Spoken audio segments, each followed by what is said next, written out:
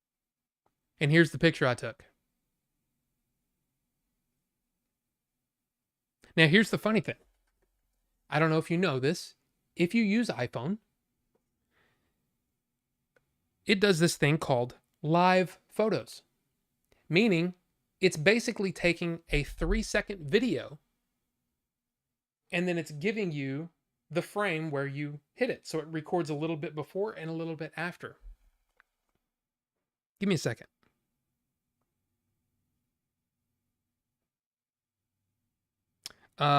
Where is it? Oh, it's before that. Isn't it?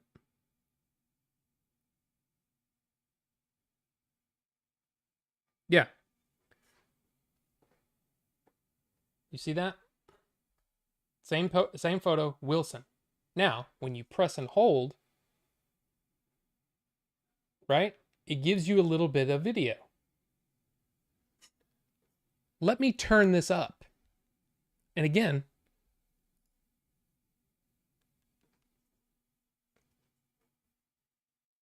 why is it not playing?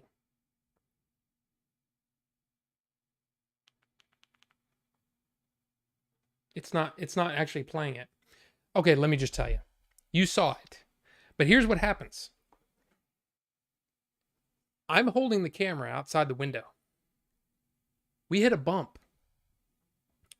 And I go, oh shit. Because I almost dropped my camera. Or almost dropped my phone. At this exact spot. It's crazy. Now, here's the thing. The landslide happened. Well, I should say, this part of it happened on Thursday, I think. If I've got the news right. And then it completely fell Friday night after we had already come home. So they left Friday night. It was still like this. Saturday morning they got back and it looked like that. And you can see the railing all the way down. It's kind of a cool drone shot there. But yeah, that freaked us out a little bit, I got to say. We were lucky because we went through that same thing. This is Teton Pass. If you want to look up video, there's drone footage, and there's actually there's a secondary landslide. You can see video of that online. Look up Teton Pass, Teton Pass landslide, and you'll see it. So this happened pretty much while we were there. Now, here's the thing. We were going to come back that way, but there was a mudslide that happened on a different part of Teton Pass, which ended up closing the road. So we had to go all the way around. It's kind of hard to see here, but we had to. There's a road that goes all the way around those mountains instead of through it. Yeah, pretty freaky. I gotta say, pretty damn freaky. So there you go. You can do tours. Okay, there you go. We can do tours at INL. Well, let's go. Let's go. You don't have to have geocache turned on. No, it's part of the metadata that's in your photos. It's just part of the deal. It shows you the location, which is cool because let me see if I can show you albums, places. So yeah, it shows you all the places. And see, like if I zoom in on, I think I told you guys about the trip we took on the Northeast. It shows you the exact, it's hard to do, the exact locations. Oops, other way, where you took these pictures, which is really nice and handy because then it kind of makes you remember how everything worked. But yeah, there you go. It's pretty crazy though. I was a little scared when we found out about that. I'm like, oh, that's why the road was closed. Oh, that's why there was extra traffic, because they closed the road. And just think about all those people that work, say, on the other side of Idaho, right? In Idaho, and they have to drive into Jackson to work because that's where that road goes to. It goes to Jackson. And that road's closed, and suddenly your commute goes from an hour a day one way to 2.5 hours. Wow. That's crazy. But yeah, kind of scary. But yeah, Carbonite, I was curious to see what you would think about the hangar, or at least that's what it looks like to me. I wish it was something as cool as UFOs. Area 51 in the States is more interesting and mysterious. No idea what that is other than experimental aircraft. Well, Phil, what if this experimental aircraft is aircraft that we've recovered? I mean, look, I know you're trying to be all, I don't know, reasonable. But come on. I was sitting there going, man, there's got to be. It's got to be. It's got to be. But yeah, I got to say, like, overall, the trip was amazing. It was really relaxing. Other than it was exhausting, but it was also relaxing. It was awesome. Got to see a bunch of crazy stuff. We got to see ravens and bears and, emu and elk and all that kind of stuff. The bison, like I said, the bison was kind of nuts because the bison they just almost come up to your car. They were so close to everything. So yeah, tons of stuff. There's a place in the UK I was assigned 2 years ago that looked like a hangar, but it was a nuclear missile base. Interesting place, but just missiles. There you go, Phil, with your sensible kind of things, I'm just saying. Maybe they shouldn't build on hills, the dummies. And I'm not saying that I caused it. I'm saying that we drove over that exact spot and I was taking a picture. I wish I could I wonder if I pull it up here on my Photos app on my Mac, if it'll play the audio. I don't know why it's not playing the audio. Maybe it's because, I wonder if it's because I had it muted. You know what? Let's just see. That's the park. Gotta find it again. Here it is. No. No. That's the video. There it is.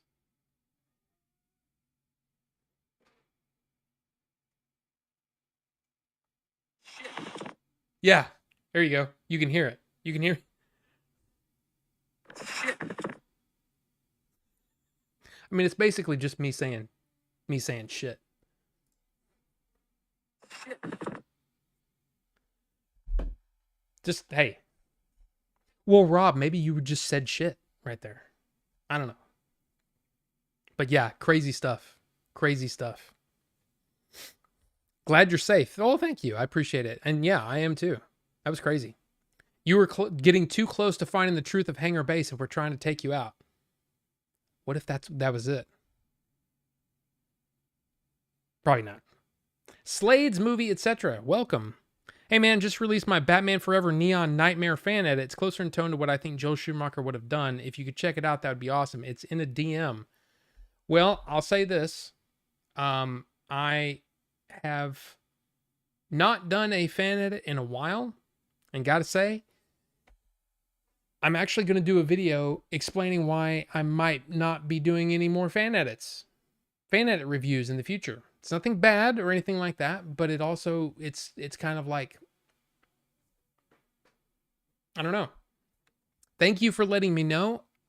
Wherever you send it to me, we'll talk about it. We'll talk about it. We'll discuss it. And you might go, you suck. And that's fine. But, I'll tell you what's been going through my head lately about the stuff. Well, we'll talk about it. Hangar is cool. Definitely some shady stuff going on there. I mean, maybe. I think it's an old airfield converted to a lab. I don't think the hangar was converted. I mean, I mean, that actually sounds sensible too. But yeah. Honestly, the hangar is going to be missiles. Been on a similar base. I know it's boring. Sorry. It's okay, Phil. Looks like they build reactors in it. The hangars company is probably a shell company of Lockheed Martin. I don't know. I don't know what it is. All I know is it got my brain working, you know. Could be a lab, I guess, carrying stuff they don't want to get out. Want to find UFOs? I think Area 51 is the best bet. Very mysterious place. Oh, we drove around it.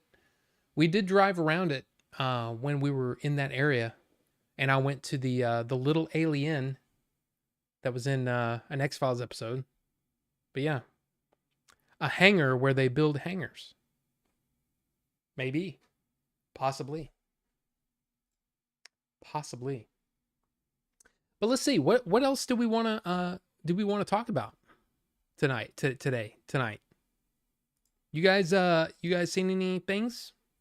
Any news that because here's the thing. I mean, I didn't have internet for a lot of the time that I was out there. So there wasn't a whole lot of opportunity to, you know, take in some of the news. I mean, I did see that the Alien Romulus trailer came out. Thought it looked great. Yeah. Rob, let me be clear. It would be so cool if it was freaking UFOs. Oh, yes, Phil. I think it would be too. It could just be a simple building where they do regular simple work. I mean, Ricky, yes. But again, it was the weird, you know, the signs everywhere, INL. The signs out there kind of reminded me of, you know, the signs in Fallout. You know, where it shows, I can't remember the company name in Fallout, but the one, you know, where it's, you know, doing work for you and you know what I mean? And we'll figure this out together kind of, it gave me a vibe. And I kept thinking, I don't know. But anyway, saw the original House Party for the first time. Was a fun time. Well, Vault Tech. Yes, there you go. Vault Tech. Yes. I've never seen House Party. I don't know. No, I haven't seen it. That's I can't remember who's in it. It's been a long time since I even saw the box. So it's been a long time, but yeah, I never saw that one. Being on highly secure sites most of my career, Area 51 is just very strange. Kid and play. There you go. Thank you, Shazama. Let's see. From Slades, talk about the state of streaming and HBO Max now being available on Disney Plus as well as Hulu all-in-one app on Disney Plus. Is that a monopoly? Well, no, because there's still multiple companies that are doing their own thing. What they're trying to do is they're trying to leverage the fact that I mean it's exactly the same sort of thing as cable. They're following the cable model. So I don't think that's a monopoly. I think it's, well, these people have all switched off of cable. What can we do that makes it as much like cable as possible? Because in a lot of ways, it's not about the money they bring in, it's how many subscribers they have. So like Disney and Disney Plus and Hulu are basically the same service. You know, that's not a monopoly. That's just they own all that stuff and they do different things. But now they're merged. And that's not really crazy because that's the way it is in the rest of the world. But HBO or Max, you know, getting in with them along with, what's the other one? Oh, I don't know. I can't remember which one it is. But the bundling stuff is basically just ways for them to get more subscribers so that they can show their shareholders, see, this streaming thing maybe not a bad idea. Well, what does your bottom line look at? Look at how many numbers we have. I mean, it's streaming is not really good from a studio standpoint. It's too much money. It's too much infrastructure, all of those things. I wouldn't be surprised if they actually merged. Like Hulu, when it first came out, was like it had a bunch of different stuff on it. It was like Netflix, but for live shows and stuff like that, right? It makes a lot of sense.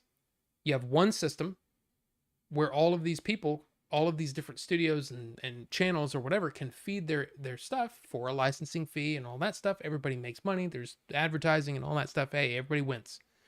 But since every studio decided that they were just going to do their own thing, it's been just this they thought there was just going to be a windfall of cash. It's like, oh, we don't have to license anymore. We don't have to pay Netflix to put our stuff on there. We can just put it on ours. We'll make all the money. Yeah, but you got to, the infrastructure that you have to have in place to accommodate those numbers of people that are going to be going to your service.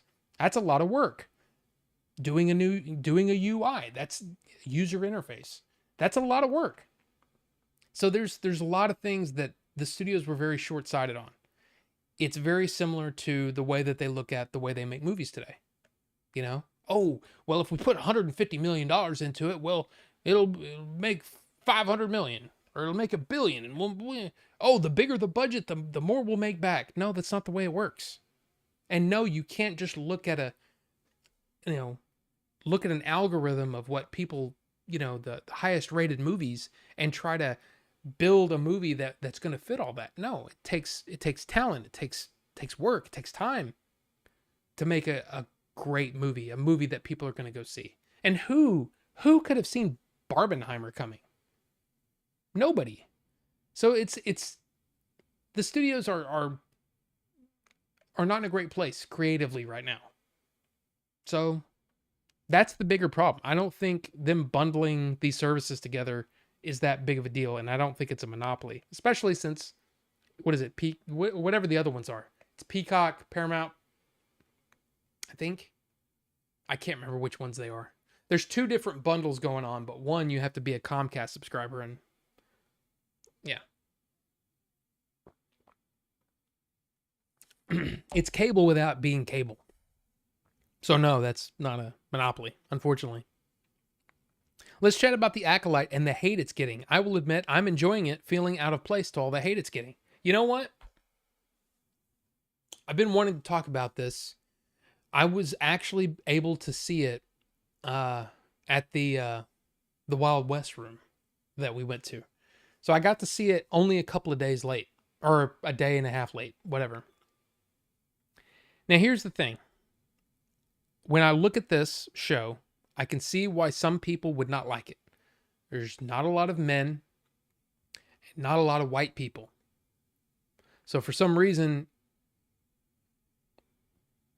people don't like that, okay? I got to be honest, when I'm watching it, I'm not thinking about any of that. I'm watching it and I'm trying to enjoy it and trying to understand it and all that stuff. The problem with the Acolyte is not the cast. The problem with the Acolyte is that it's mediocre. The story to me, so far, is fine. To me, it's one of these things where it's like, if you're going to make a show like this, where you're almost intentionally pushing buttons by not having, your white people and your men and all that kind of stuff, if you're doing a black lead, a black woman lead, just make it freaking good. You got to make sure that it's awesome. If you're going to take those risks, and anybody who's anybody could look at the Star Wars fandom and go, hey, this is what people are having a problem with, right? And sure, you might say, well, we're not going to cater to those people anyway. Okay, fine. But if you're going to make something where you say, hey, our lead is a black woman, make it awesome. Make it something where if you sound like an idiot if you don't like it. Here's the thing. I don't hate it. I'm actually looking forward to the next episode. But it's just mediocre so far. It's not I think the storytelling is okay. The editing is wonky as hell. Like just the way that the story beats. And this is hard to explain. I don't want to go into spoilers or anything like that, just in case you haven't seen it and you want to.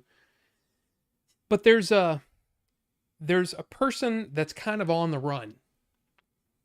And there's another group of people that are in pursuit, and it keeps cutting in between them.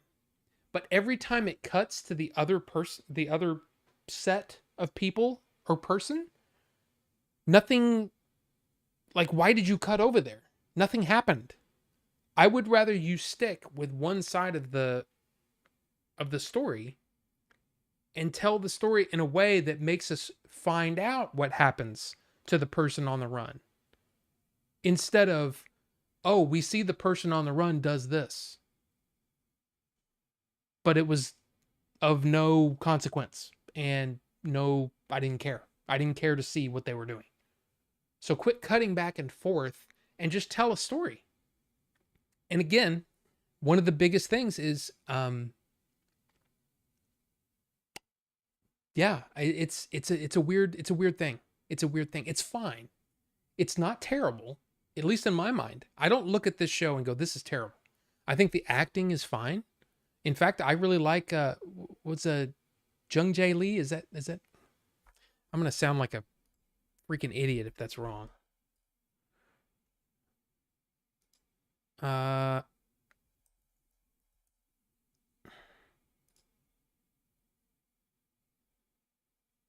Really? Yeah. Yeah.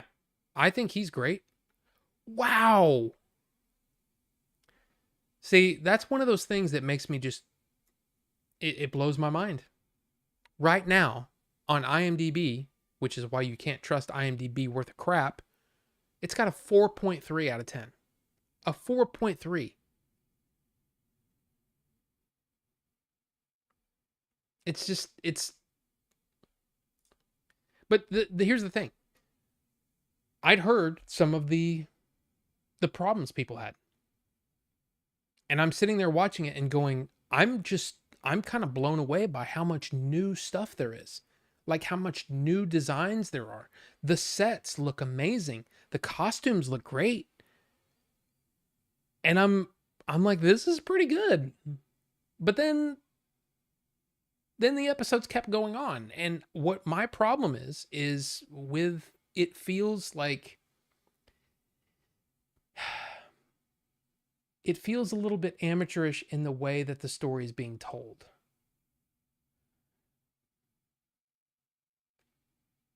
I don't know. But like I said, I'm ready to see more. I'm ready to see more, and I hope that it's good. I just wish it was better. Because there's nothing more that I would like than to every show be everything to everybody. I want to be able to talk about Star Wars without feeling that pit in my stomach where it's like, am I going to get in a fight because I'm talking about this and I like it? I don't want that. I want everything to be awesome for everybody. But look, it's just fine right now. I'm still interested, but I don't know. Let's see. Real big problem is people just have less disposable income. Rent and food is higher. Well, what the hell were we talking about? I don't remember that. House party?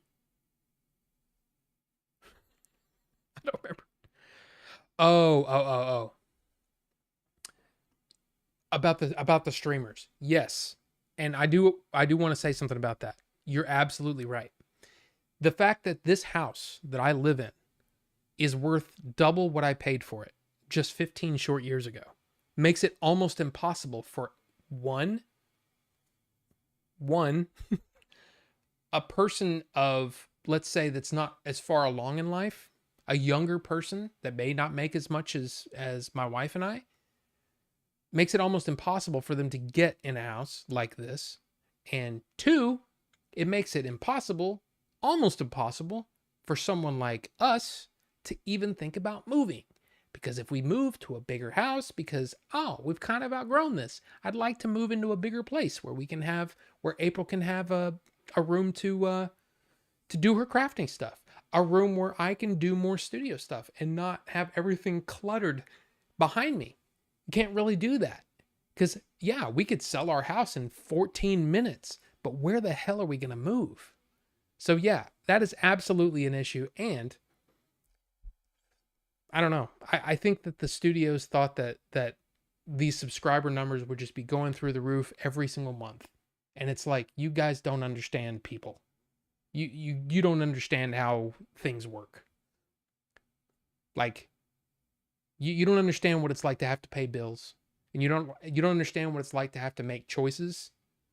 I mean, it's been a while. I'll be honest. It's been a while since I've had to make a choice to say, well, I guess I'm not paying that until hopefully in 2 weeks when I get paid again. Yeah, I'm going to have to pay a late fee, but I'll have to pay it late. You know, it's been a while since I've had to do that, but that's the way it is for some people. And the studios don't understand that. And the studios don't understand churn. It's crazy. It's crazy, but yes. Carbonite. Let's see. Shouldn't have to be that way. Plenty of terrible to mediocre shows with white male leads and not that critical of it. That's true too. Oh, we're back to this for a second. Acolyte. Hey everyone, finally here. Started over from the beginning. Oh, Ted. Okay, well, went on this trip and no. But welcome, Ted. Good to see you. I'll agree with your point, Rob. It seems the director and lead wanted to make men cry and deliberately push buttons rather than focusing on delivering a good story and characters as per interviews. Yeah, but some of those interviews were actually taken out of context. That's one of the things that drives me insane. Is like the director that's going to be directing the Rey movie, right? Remember they're making another Rey Skywalker, Rey Palpatine, whatever. They're going to make another movie with Rey in it. The director, there was articles. Oh, the director said, I like making men uncomfortable. Yeah, she said that about this previous thing that she'd done. You're taking years of interviews out of context. That's not what she's doing here. I mean, it may be what she's doing here, but that what you're talking about? She said like years ago about a different project, I think, if I'm not mistaken, about women in that part of the world. I'm not sure exactly where she's from, but women in that part of the world just being treated like objects, and they're raped repeatedly. And yeah, this documentary that she made was to make men uncomfortable. That doesn't mean that she's applying the same storytelling techniques from a documentary about how women are mistreated in that part of the world to a Star Wars movie. Now, is it possible? Sure. But I highly doubt that that's the plan. So, but yeah. Let me see. The show is okay so far. Seen better and seen worse. Yeah. It's kind of how I'm looking at it. All right, Lesbian Space Witch is coming soon. I mean, maybe. The thing is you make it part of the story. You make it interesting. I don't care what color they are. I don't care what race they are. It can be a trans person. I don't care. If you're telling a good story is a good story, period. I mean, I was one of the first people that I knew in my sphere of influence at the time. I mean, sphere of influence is a little different now. But back then, I was the first person I knew that had watched Brokeback Mountain. All my friends were like, oh, that's super gay and blah, blah, blah. Heath Ledger, blah, blah, blah. I can't quit you, blah, blah. That's all they talked about. But I watched it and went, holy crap, that was a good story. That was a really, really good, well-told story. Sure, there were scenes that made me a little bit uncomfortable because I was like, that is not my thing. But man, what a great story. A good story, well told. I don't know. I'm enjoying it. It just disappointed in the messaging and interviews from the female director and lead. I don't watch interviews anymore. Because it's to me, it's just like, it's part of the reason why I got out of watching the UFC. I love mixed martial arts. Love it.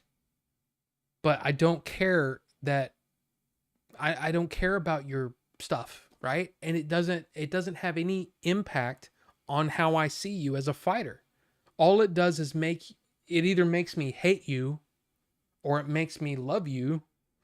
You know what I mean? Like depending on the interview, I might go, man, I really like this guy. And then every time I watch it, it's affecting the way I watch the fight.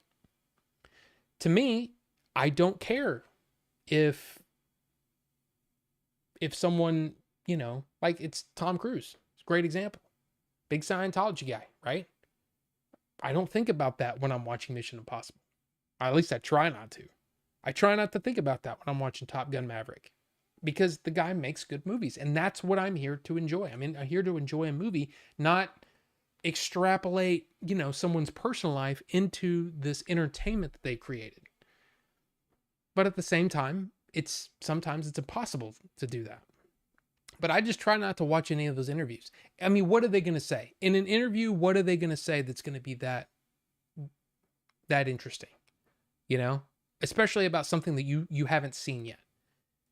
You watch, if you watch that stuff after you see the thing, okay, maybe, you know, I'm really interested. I want to hear what they say about, you know, how this was created and what their thought process was when they did this or whatever. That's interesting. But before I've seen it, all it can do is affect my expectations of what I'm about to see. And I don't like that. That's just me though. So, everything is awesome. I hope everything is going well for you, Ted. That's if that's what you're saying, then cool. So my truck was totaled out from the hail. I was selling it for $6,200. The insurance ended up giving me $8,800. Okay. Welcome, Wraith. Good to see you. I'm a little behind, as per usual. I think all Hollywood studios are out of touch with the people and the climate. I mean, that's for sure. For sure. Yes. For sure. Talk about -1 yet? No. But soon. Ray 2 Electric Boogaloo. Yeah. Here's the thing. I would like nothing more. Because here's the thing. I don't like poking the bear. You know? If you know what I'm talking about, you know what I'm talking about. I don't like starting fights when it comes to political stuff or, you know, whatever. But I would love nothing more. That's hyperbole. No. I would really enjoy it if that Ray movie came out and was so freaking awesome that even some of the naysayers that have been talking bad about Ray being a Mary Sue all this time go, that was pretty awesome. I gotta say it. It was pretty awesome. That's what I would love. Now, is that what we're gonna get? I don't know. With Lucasfilm's track record, it's a crapshoot. You know? I mean, I can look at what they've done since they've been purchased by Disney and say that the only thing that I have almost no notes for is Andor.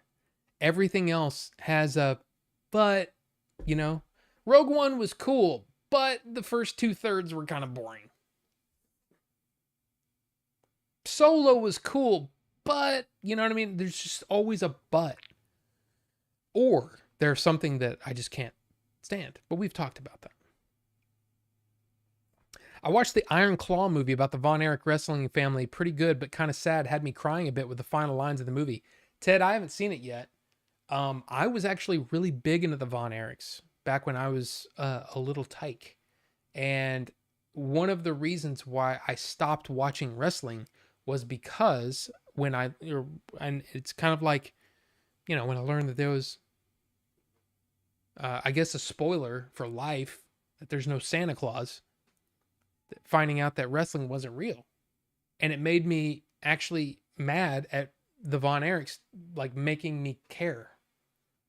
And this was, I mean, mid 80s. So I had to be like 8 or 9, 10 years old, something like that. It actually made me angry. And I said, okay, well, I guess I'm not watching wrestling anymore, you know? And that was it. But still, that movie looks amazing and I do want to see it.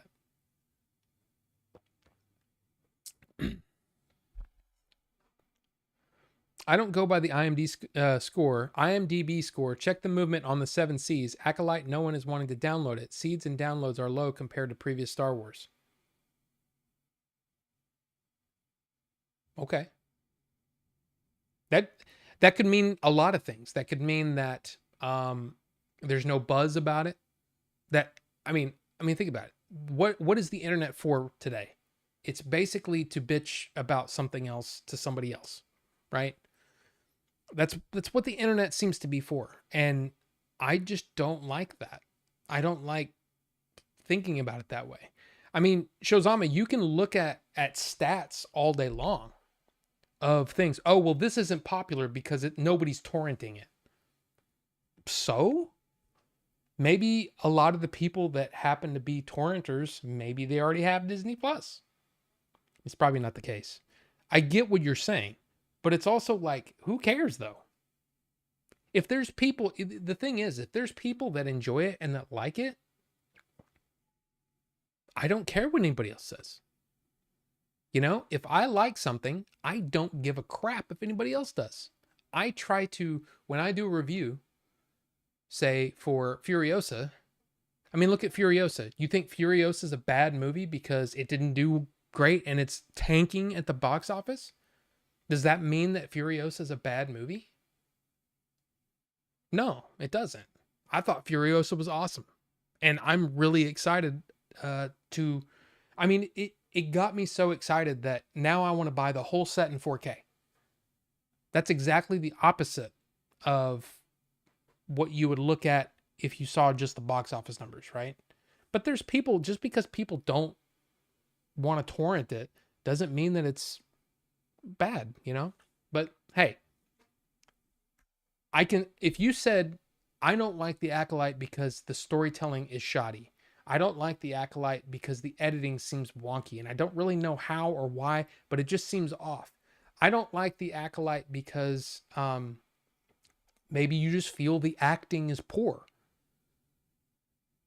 But if you say, I don't like the Acolyte because of the person that's the lead, I don't know what to tell you. I'm one of those weird people that growing up, I didn't realize that racial thing. I just didn't know it was a bad thing.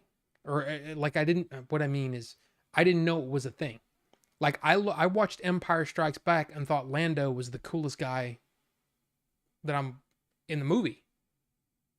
I mean, there's only one other dude with a cape in the whole of Star Wars. And that was Darth Vader. And then you get this suave MFer coming up, you know? Well, hello, what have we here? I thought Lando was awesome. I had friends of every color, race, creed, whatever you want to call it, and never thought it was an issue. And then all of a sudden, I don't know. It's a weird thing. So for me, it's still shocking to me that people can judge someone by the color of their skin. And if that's your problem, but I don't even know what to tell you. But there you go. I feel like that's a lot of what the issue is. Black girl, I don't like. Like what? Oh, I just don't get it. I don't know. Wow. How did I get so far behind? It was just disappointing in her approach, but no. And it was okay. Well, again, I don't know anything about what's her headland other than apparently, you know, she had something to do with Harvey Weinstein. But yeah, I am the Elden Lord once again. Great, Ricky. I don't know what that means. I haven't really watched any of I actually haven't watched any of the Acolyte, so I can't really say. Yeah. Rousey should never do another interview. I mean, that's possible. I just don't care about the only person. I shouldn't say that because there are probably some that I would probably still watch. GSP, George St. Pierre, that dude is so likable and so entertaining as an interviewee that it's hard not to enjoy that. But I don't really care to hear, like Conor McGregor. Everybody's like, oh, Conor McGregor's so funny or whatever, blah, blah, blah. Okay, well, I find him to be brash, and I found him entertaining for a while, but then it got old. And especially when he didn't back up what he was saying, that's when it started to become, well, annoying. So I don't care about that anymore. So it's kind of the same with a bunch of them. Like GSP seems like a good dude. But last thing I will say on the Acolyte, that's possibly a spoiler. I don't want to say it. I mean, if you're in the chat, then you could probably see that. But look, it's here's the thing. I just yeah. Judge the Acolyte on its own merits. And if you're, maybe a closeted racist, come up with actual reasons why the show isn't good. Don't just immediately go, I don't like black woman. You know what I'm saying? Come up with reasons. Better reasons. Or, learn that not everybody's the same. And that's okay. And it could be awesome. But the thing is, like I said, I just wish the show was great. It's fair. It's fine. I wish it was great, though. I wish it was really great. But yeah. Anyway, Matt Walls, welcome. Good to see you. I did see a bear. I saw a bear and I got to feed a baby bear. That's pretty cool. I gotta say, it's pretty cool. I wish it was under better circumstances. Like, I wish the place wasn't treated like a zoo instead of, but yeah. I hope the new Ray movie is really awesome, but it's 50-50. Oh, it could go, it could, I feel like the Ray movie has a better chance of being bad. Simply because I feel like in a weird way they're making it from the stance of, oh, let's prove them wrong. And I could be wrong about that. But how about you just, I don't know, tell a good story? If you tell a good story, we'll all be there. I mean, think about this. Just for a second, just think about it. If in 1985 Lucasfilm announced, George Lucas came on TV like the State of the Union, right? George Lucas came on TV and he said, we're going to make a movie all about Princess Leia. Would you be down?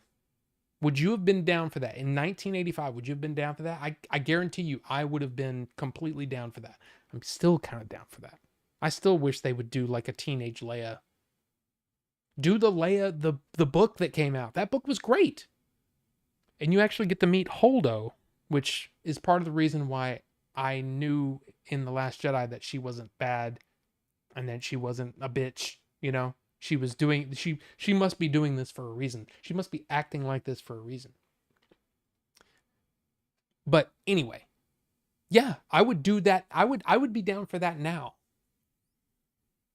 But because people don't like Rey or whatever, it just seems like a really odd decision. We're going to double down and make another Rey movie.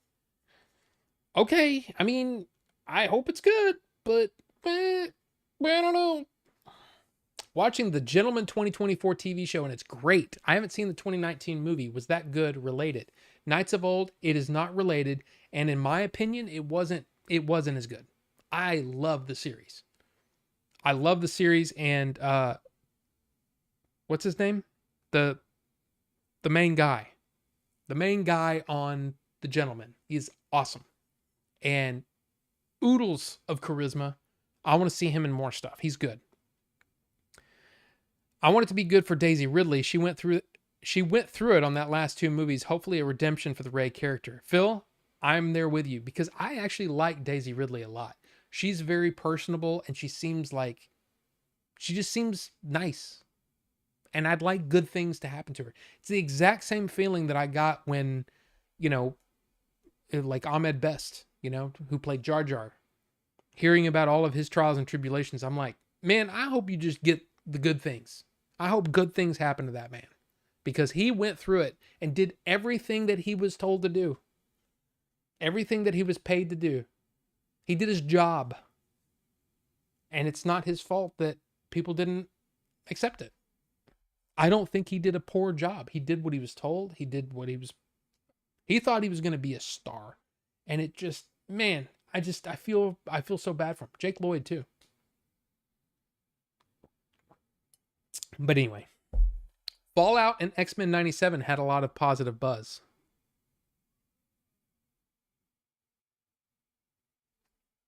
I'm not sure what that's in reference to.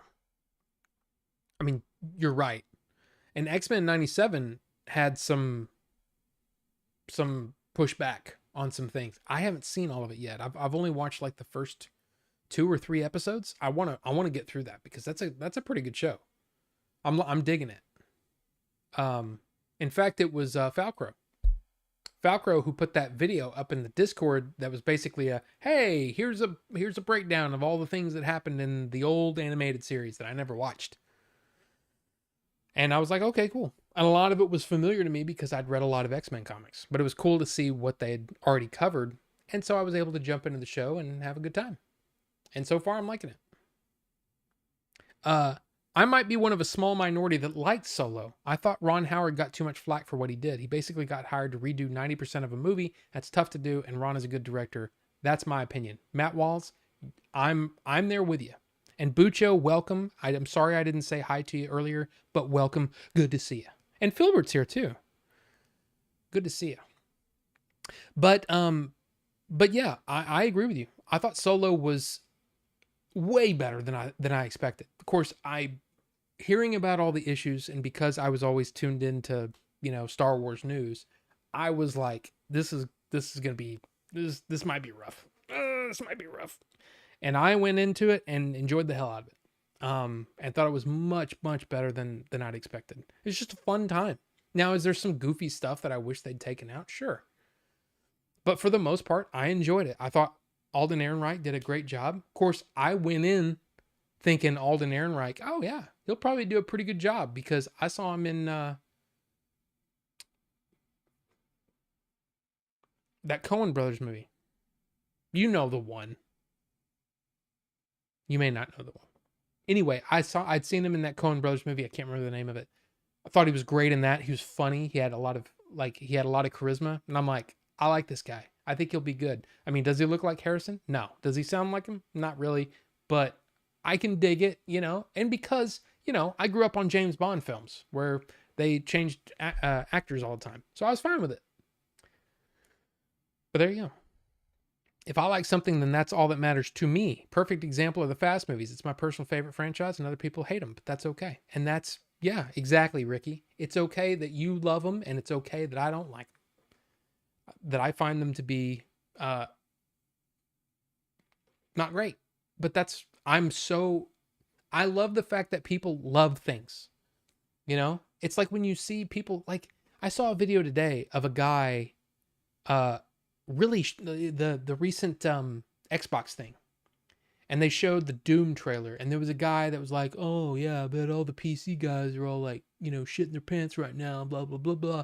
And then you see another guy who's got his shirt off and he's freaking out and he's all pumped up and all that. I'm like, yeah, dude, let people like things. What's wrong with people liking things?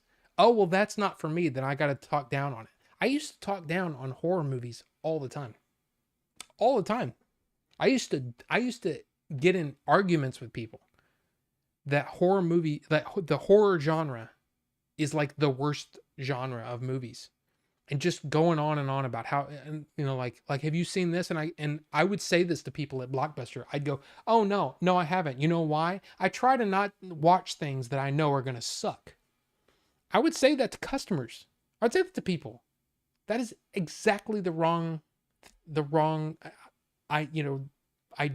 attitude to have. Who knows? You might run into a Hereditary, or you might run into an Exorcist. You might run into a Conjuring. Really, really good movies that if I just close myself off from a certain idea, then, and who knows, the next Fast movie might be amazing. I doubt it, but it might be amazing. And I'm really glad that you like that stuff. I like it. And I brought up Solo just because, it's a lot of people talk about that. Talk about how bad Solo is. Because there are things in Solo that, man, even me as someone who's a pretty big fan of that movie, there are things that are just like, oh God, that's so bad. But that's the way it goes sometimes. I have the whole set of Mad Max on Blu-ray minus Fury Road. Not sure about getting it on 4K. Yeah, I'd never watched the first three. I'd never seen, other than bits and pieces, I'd never seen any of the original Mad Max movies until I was prepping for Furiosa. And I was like, you know what? I liked Fury Road. I own Fury Road in 3D. Don't I?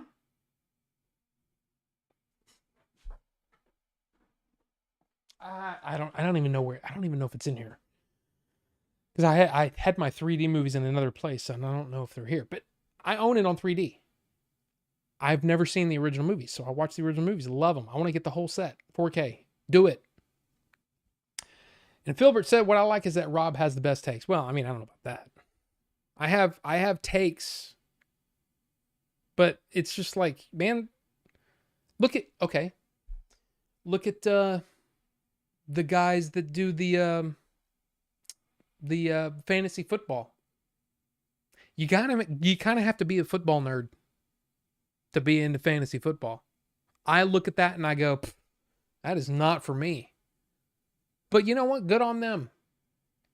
And for those people who are big into football, painting themselves up and going to the games, if they talk about nerds and shit like that, I'm like, you're just a nerd for a different thing. And it's okay for people to like things, and it's okay for it not to be for them. Just like in Star Wars, not everything that they put out has to be 100% tuned into what you want. So if that's a hot take, then okay, but I just let people like things. I now know another person who liked it. Yeah, Matt Walls, I'll tell you this. There's a Solo fan edit that pretty much all they did was change the color timing. They recolored it, and I thought it was awesome. It actually made me enjoy the movie even more, which is weird to say, but it really made a difference for me. I thought it was good. Ron Howard is a safe pair of hands and an excellent director. Brought onto that solo picture that was in a giant mess. Well, I mean, when you fire the directors halfway through. The inclusion wave. I'm not sure what that is. I thought it was entertaining. Yeah. GSP is the best Canadian export, but I'm biased. Was my favorite fighter during his active time.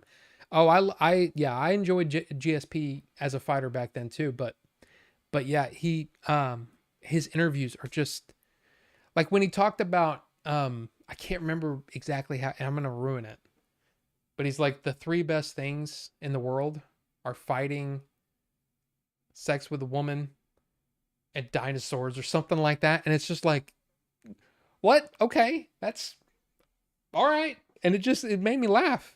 He's great. TL Edits. Welcome. Good to see you. It's been a while. I was also going to save pick for Ron, but I ran out of room to put it. What? Oh, okay. If Acolyte was amazing, the chuds would shut pretty quick, like they did with X-Men 97, Fallout, Prey, etc. Yeah, exactly. And that's what I wish would happen. It's like, to me, if you're gonna, okay, look at this, and just go with me for a second. It feels like it was an intentional, let's do it this way, because, you know what I mean? It almost feels intentional. I don't know if it was or not, but it almost feels intentional. Now, what they came out with is fine, but how awesome would it have been if it was just like, holy crap, that blew my freaking tits off? That'd be awesome. Alas, so far, it's just fine. Dave Filoni and Jon Favreau need to handle the Rey movie. I don't know about that. Here's the thing. I want people with passion. I want people with a story to tell. If you've got a story to tell, and it's a solid story, and you're passionate about telling that story, that's who I want working on a movie. Dave Filoni and Jon Favreau have proved themselves in a lot of different ways. I don't know if handling the story about Rey is in their wheelhouse. I don't know if they would be passionate about a story like that. That's what I'm interested in. And that's what I'm interested in any movie. You know, and that's why it's like, it's so hard now for me to look at a movie and just completely, shit all over it. Because there's so many people that work hard to make these movies. Like Rise of Skywalker. Man, there are problems with that movie, but man, when you watch the special features, you feel like if you watch the special features first, you would be almost convinced that you're about to watch one of the greatest movies ever made. Because every single person behind the camera seemed to be giving it 100%. And you're just like, man, it just sucks that the story was so bad. Because, man, the people behind the camera made a beautiful movie.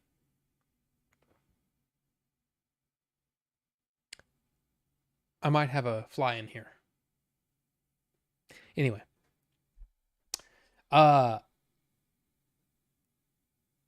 Yeah, please, no spoilers on X-Men 97. I haven't gotten all the way through it. But I'm glad that people are really digging it. Didn't Disney and Lucasfilm say all Star Wars books are no longer canon and will be ignored? Yes, they did. But they put them into Legends. So they still exist. But they're not like beholden to it. But again, they broke that already. The whole idea was that everything that came out, whether it was a comic, a book, a video game, a TV show, or a movie, any of those things would be within the same canon. But then Rise of Skywalker came out and basically broke that because there were so many things. He didn't even, and I'm talking about JJ, he didn't even stay true to his own ideas. There were things that he changed. Palpatine wasn't supposed to be in it. And the fact that, in Last Jedi, Luke's door was one of the wings of the X-Wing. How is it supposed to fly now without some substantial work? Now, do I want to watch 30 minutes of them tightening bolts to get the freaking wing back on? No. But still, I mean, there's so many problems with Rise of Skywalker that it's baffling. So, I don't know what is going forward. I think it's a pretty much a guideline than a rule. You know what I mean? They're trying to stick to some sort of canon, but I don't know.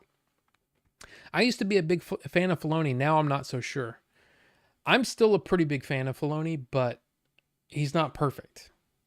That's really what it is. I love Spielberg, but he's made some movies that I don't care for. That's just the truth of the matter. And that's what happens sometimes. So, we'll see. Christian VS, did you see any lesbian fishermen on a boat? In my trip? No. But I did see some on Twitter. And they scared me. Yeah, I'm gonna just skip the X-Men 97 stuff. Let's see. Wait a minute. Hail Caesar. Yes, Shozama. That was the Alden Ehrenreich movie that I'd seen. That was so great. Yes, and he was awesome in it.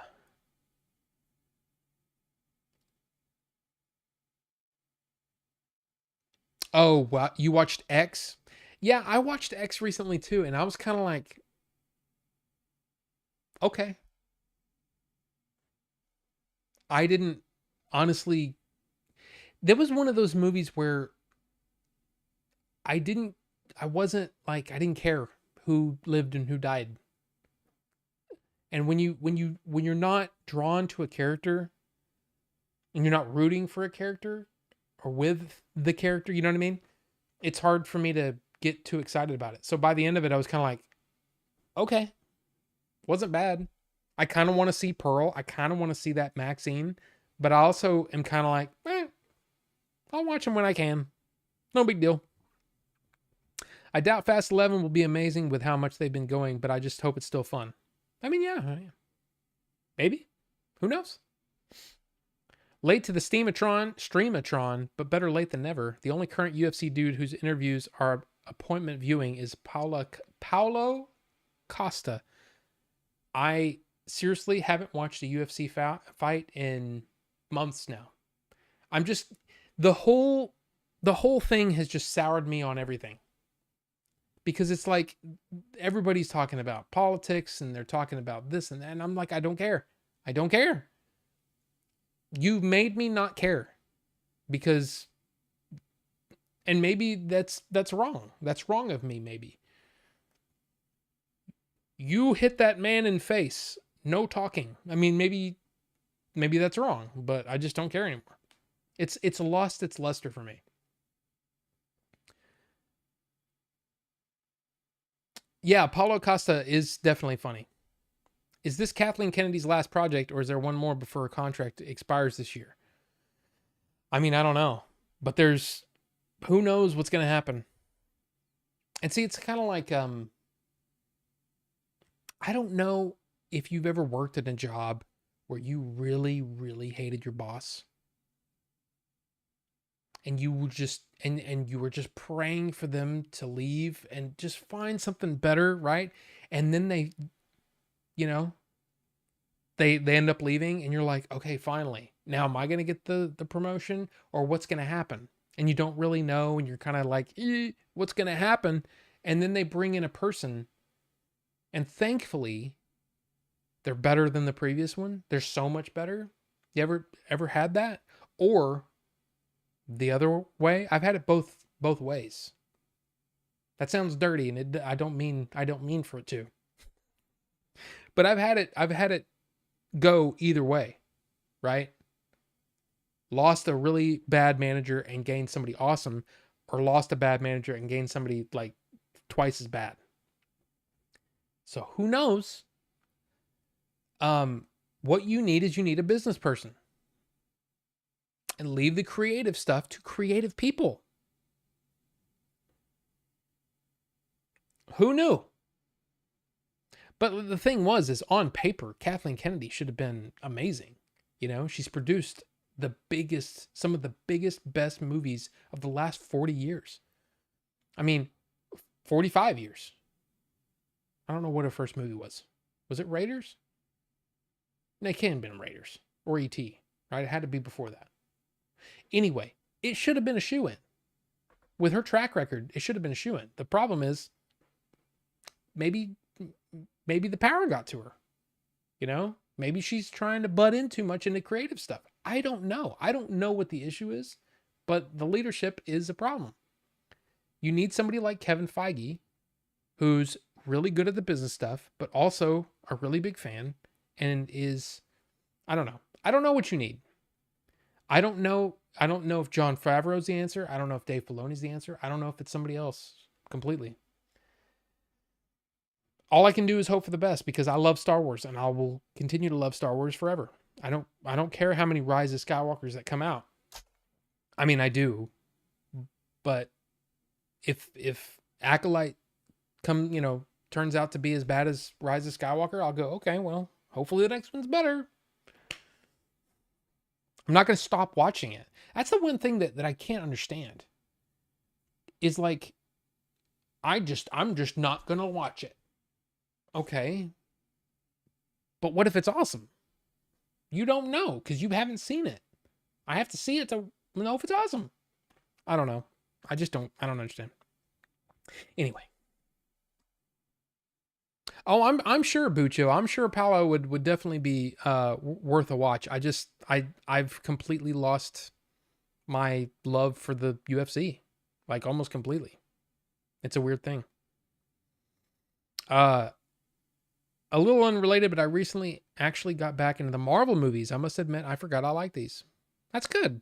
And yeah, TL, there's a ton of great movies in there. I mean, there's some fine ones.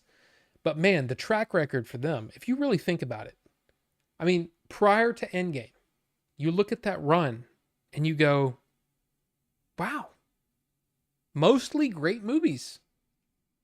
It's pretty awesome. You might have a fly in there. What else might it be? Oh, a gnat. Or a very, very tiny alien zooming around.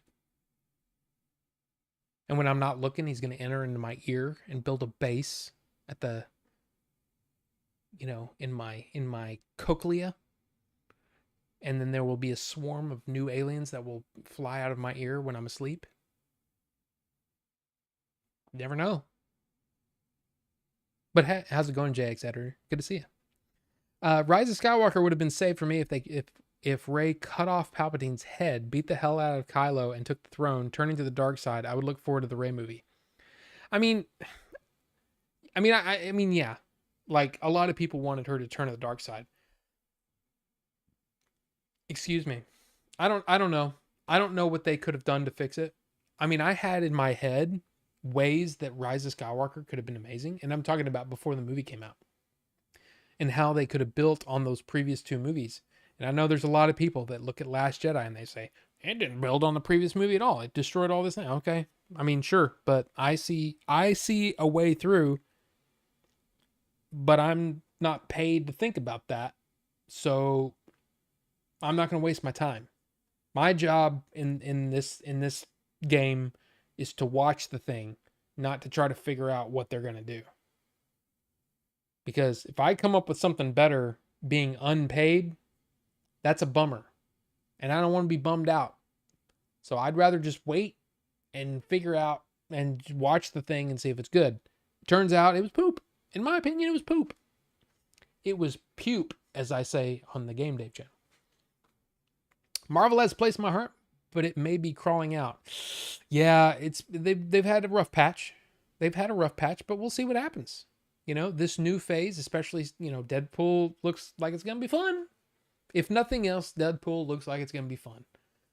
It could actually help right the ship, but we'll see. You know why Disney and Lucasfilm are not adapting the books? Money, and they would have to pay those authors. Absolutely, Phil. And that's one of those things that's really kind of shady about what Disney did, is they say, oh, well, that's not canon anymore. But every now and then we're going to take some things from those stories to put in our new canon. And then act like, oh, look at what we came up with. That's shitty. That's just plain shitty. But I don't know enough about those old stories to know. Except for, using Mount Tantus, for example. From the Thrawn trilogy. Stuff like that. Coruscant. Coruscant came from Thrawn. The Thrawn trilogy. I don't know. Thing I really liked about making Spark was fitting it more into the pre-Tross canon. Spark. References to things like... your thing. References to things like Aftermath and the Phasma book, as well as the other two movies. Spoilers for what? I want to see I know what you're talking about. I want to see Late Night with the Devil. Heard that was pretty good. Ted, it was awesome.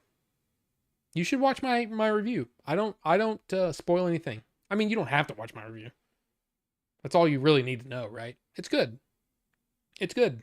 I thoroughly enjoyed that. And I thought that there was some ingenious things that happened in that movie.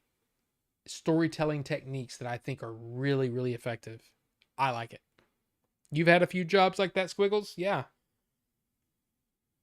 Bad boss leaves and you get a good one or a bad one. You never know.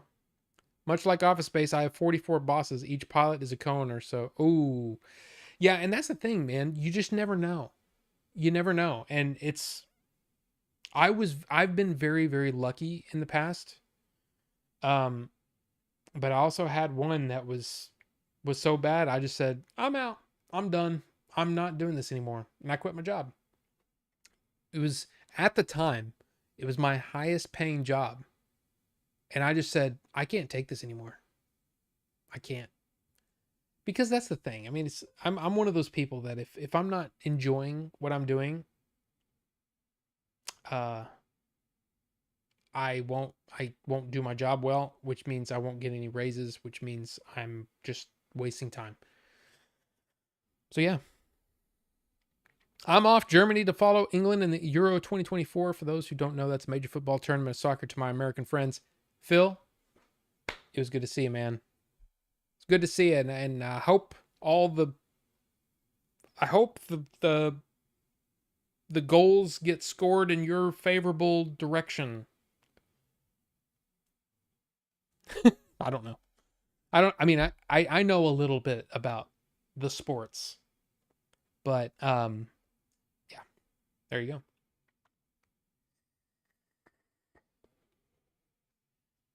Mostly agree about Acolyte, but I think it's probably way more difficult to tell a good story than it seems, which is why the vast bulk of TV, movies, books are mediocre at best. I don't think so. I don't think so. I think, well, I mean, yes, you're absolutely right that when you to tell a great story is difficult, but there are problems in this story already in the way that like I said, the way that things are filmed, the way that things are edited, the way that the apparently the script was written that seem lackluster and sort of amateurish. The example about two different stories being told and you're cutting between them, and when you cut between and when you cut to the other whatever, nothing interesting happens. And then you cut back and you're like, okay, this is interesting. And then you cut back and they're still not doing anything interesting. This other whatever. And I'm like, why don't you just stick with them? I don't understand it. I don't understand it. And the thing is what I do know about Headland, is that her name? The showrunner, writer, director of the first two episodes, at least. I read that she was like a pretty big Star Wars fan. So I'm hoping that there will be better stuff coming. And like I said, I'm hoping for the best. But right now, you know, all the hate that the Acolyte is getting, a 4.3 on IMDb, really? This is not a 4.3. I think pretty much objectively, it's not a 4.3. I mean, if you don't like it, you don't like it. I get it, I understand, whatever. But that seems really low for the quality of what I saw. But that's just me, I guess. Okay, you're talking football stuff, I don't know.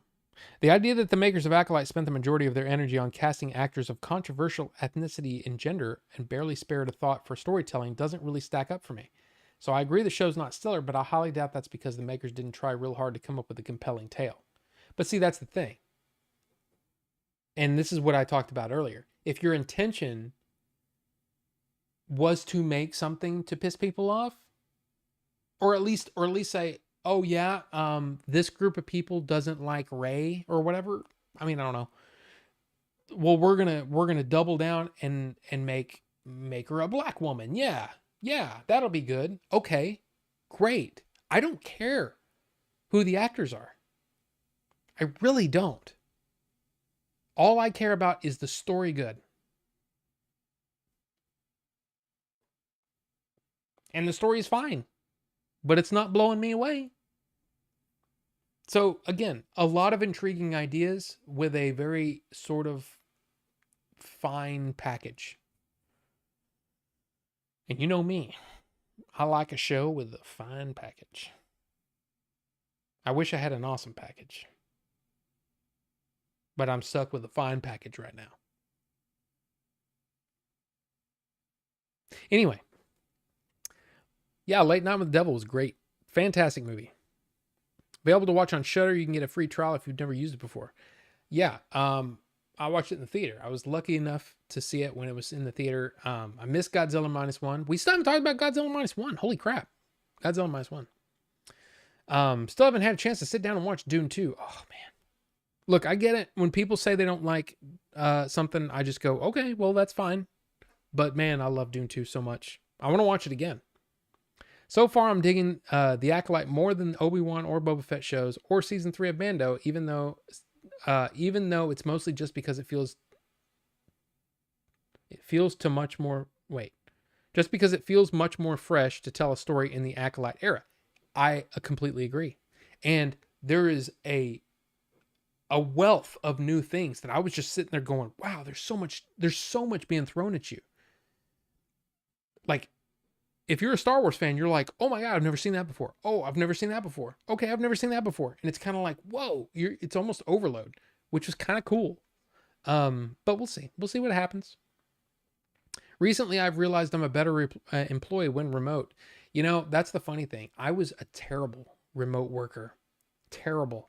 Because I live in a room with books and games and toys and video games and movies and things. Like all these distractions, it's hard for me. But I got really good when I got sick. You know, I had to. Of course, I didn't really have a choice. So, watch 2 good movies from the Radio Silence guys, Ready or Not and Abigail. Wait, Ready or Not? Did I see that? I think I saw that. That was pretty good. I need to see Abigail. It's probably more harder to get things made in Hollywood or in general. It's a 7.5 or an 8.5. You're talking about Acolyte? It's fine. Like right now, I would say it's like a 7. It's not bad. It's not great. But, you know, I'll watch more. I don't blame you for turning your back on the UFC. It's definitely feeling a lot more content than it used to. Yeah. What the hell is this thing where people will ignite their lightsaber for dramatic effect? Monologue at the end of the Acolyte, Maul and Solo. Why? Because it's dumb. Because those are poor storytelling decisions. Period. It's dumb. It makes no sense. It's like when somebody is, you know, in the Middle Ages and they're telling a story about what their plans are to, you know, whatever. And at the long dinner table, the guy at the head of the table stands up and draws his sword. For what reason? Why? It doesn't make sense. I mean, why is it that, okay, why all of a sudden can you survive lightsaber wounds? Because it's a bad storytelling decision. That's simple. There's so many things like that. There's so many things like that where things just don't make sense. Anyway. Bucho UFC talking like they're making fights to fill a contract quota with ESPN rather than because they have an inspired matchmaker like back in the Joe Silva days. I mean, yes. Yes, Bucho. Yes. I watched Bad Boys 4. It's all right. And a movie called The Watchers. Is it The Watchers? I heard Bad Boys 4 was fine. Yeah. And you know what? Here's the thing. I watched the first Bad Boys and went, not for me. So I haven't seen any other Bad Boys movies. But you know what? I'm really glad that Bad Boys is doing well. Because I love the movie theaters. Inside Out 2 comes out Thursday. I hope Inside Out 2 is a smash. I hope it does all the things. I hope it breaks Dune 2's opening weekend record. I hope it does. I want more movies. I want movie theaters to stick around. I wish movie theaters would dial back on the number of trailers they show you and quit trying to show me commercials for movie theaters. Why it's so cool to watch a movie in a movie theater while I'm sitting in a movie theater, which doesn't make any sense. You know, John Campea said something really funny. He said, showing me a movie or showing me a commercial about why it's great to watch movies in a theater while I'm sitting about to watch a movie in a theater is like showing a woman your Tinder profile while you're having sex with her. And I'm like, that's actually pretty good. That's a pretty good thing. I mean, a pretty good analogy. And it makes no sense. They couldn't have hired real twins for those roles in The Acolyte? Well, I mean, I would say that's probably more difficult than you think. You know, especially when you're trying to hit a certain, shall we say, agenda, right? If that's the case, you know, if like, I mean, I don't know. But for me, I'm like, man, show me all the stuff. Show me all the different kinds of people. All walks of life, all whatever. Whatever the differences are, I embrace that because I'm different. I'm different than you. You're different than me. We're all different from each other. Who cares if they're white, black, yellow, brown, whatever. What's your accent? Does it matter? No. I live in Texas and I don't really have that much of a Texas accent. What does that mean? Nothing. It doesn't mean anything. We're all the same. We're all people. So who cares? But yeah, that I would think that to get in a couple of actors that were the right age and all that stuff, that were both twins, that might be difficult, but I don't know. I'm not arguing that the Acolyte is good. I'm arguing that the types of story problems you list for Acolyte are present in the vast majority of TV shows, movies, books. Because making movies, TV shows, books, which tell good stories well, is hard. I mean, look, I'm not disagreeing with that. I don't know. Are we arguing? Are we mad? Are we mad at each other? Don't make me come over there. Bucho, with your vast wingspan. Don't make me come over there and buy you breakfast.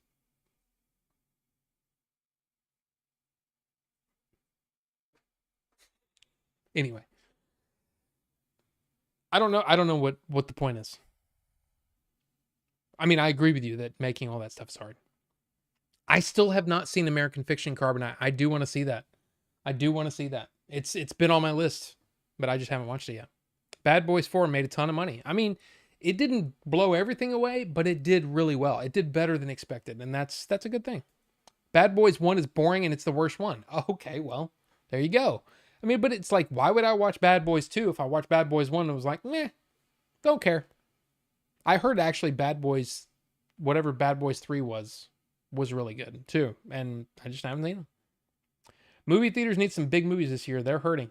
Well, that's true. And like all the big pundits say, it's mostly because of the strikes. The strikes just pushed everything back, So Doom 2? What is Doom 2? I'm not sure. I've never actually played more than 4 seconds of a Doom game.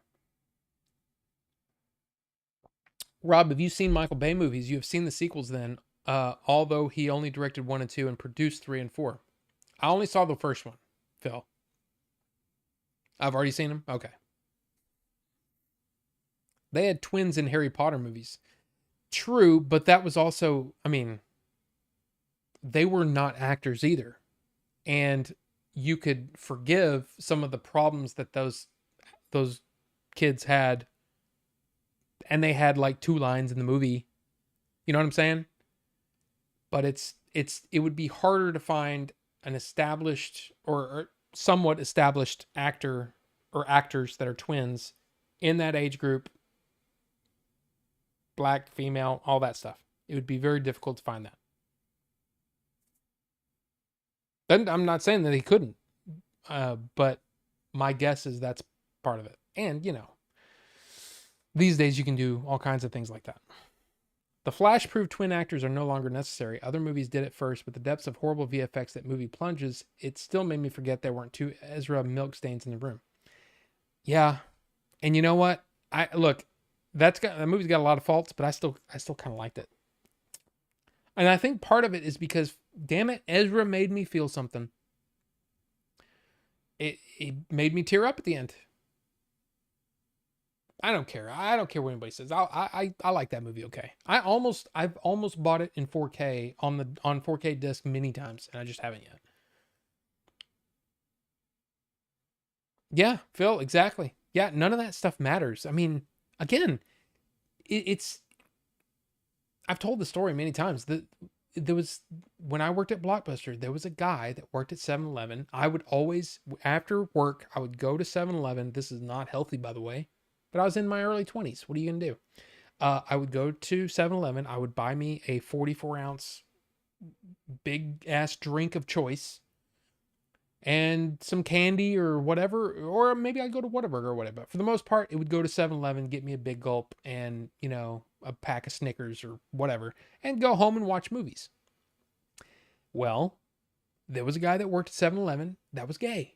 And every time I walked into that 7-Eleven, he hit on me. every single time, without question, without fail. Just hit on me, and it freaked me out. For a while, it freaked me out. I was like, dude, would you knock it off? And then I started to realize, this is what it's like for a woman when a guy won't leave her alone.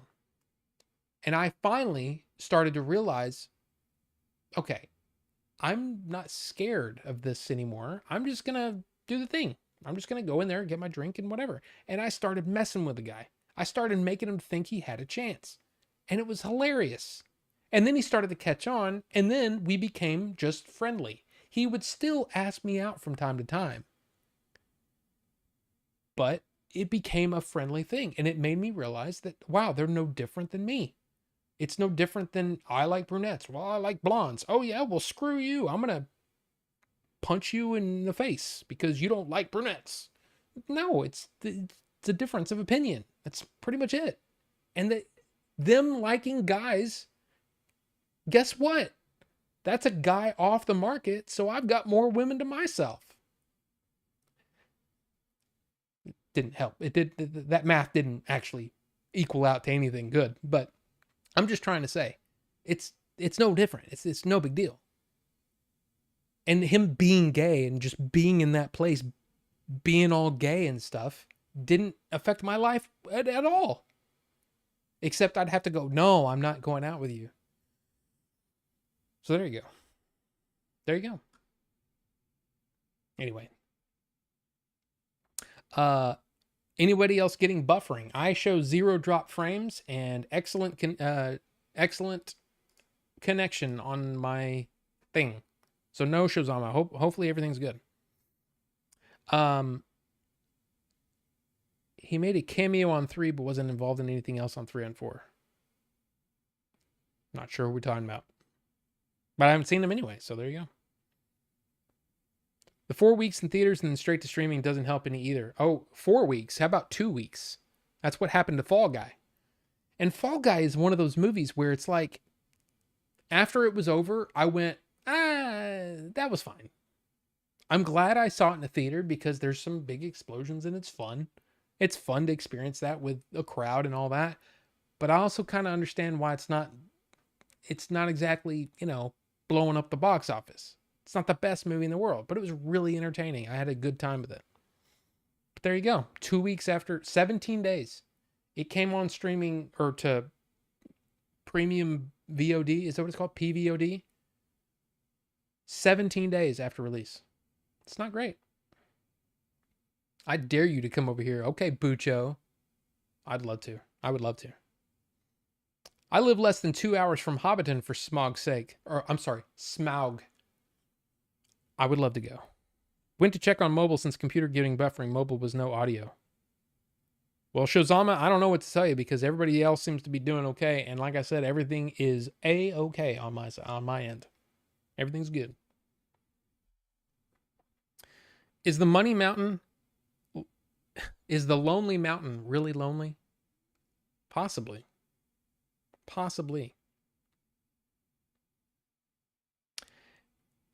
The Flash wasn't as bad as everyone says. It's not great, but definitely watchable. Yeah, exactly. Jerry Bruckheimer for 3 and 4. Bad Boys 4 got good reviews from all your faves. John Stuckman, Harloff, Murrell, Dan Murrell. Murrell? I don't remember how to say it. Murrell. Oh, no. And hey, Bucho, exactly. It's like, but I just know I don't know. I don't care. I just don't care. I haven't seen any of the other ones. And I don't really want to go on a Bad Boys, especially after my vacation. The last thing I want to do is watch a bunch of Bad Boys movies. It's just not on my list. I got other things that I want to do. Hell yeah, man. Carbonite. You and me. Let's go to New Zealand. Let's do it. I mean, my wife would probably have to come along because, I kind of like her. But, yeah. I would have been flattered. I'm getting in the car on my way. Will be a long and wet drive. Furiosa is out now, I think. Yeah. You're pronouncing it smog, not smaug. Well, let's talk about the next thing on the list, shall we? The next thing on the list. Where'd it go? I'm in the wrong.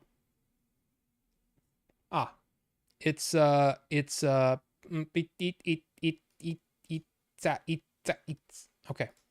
It's this.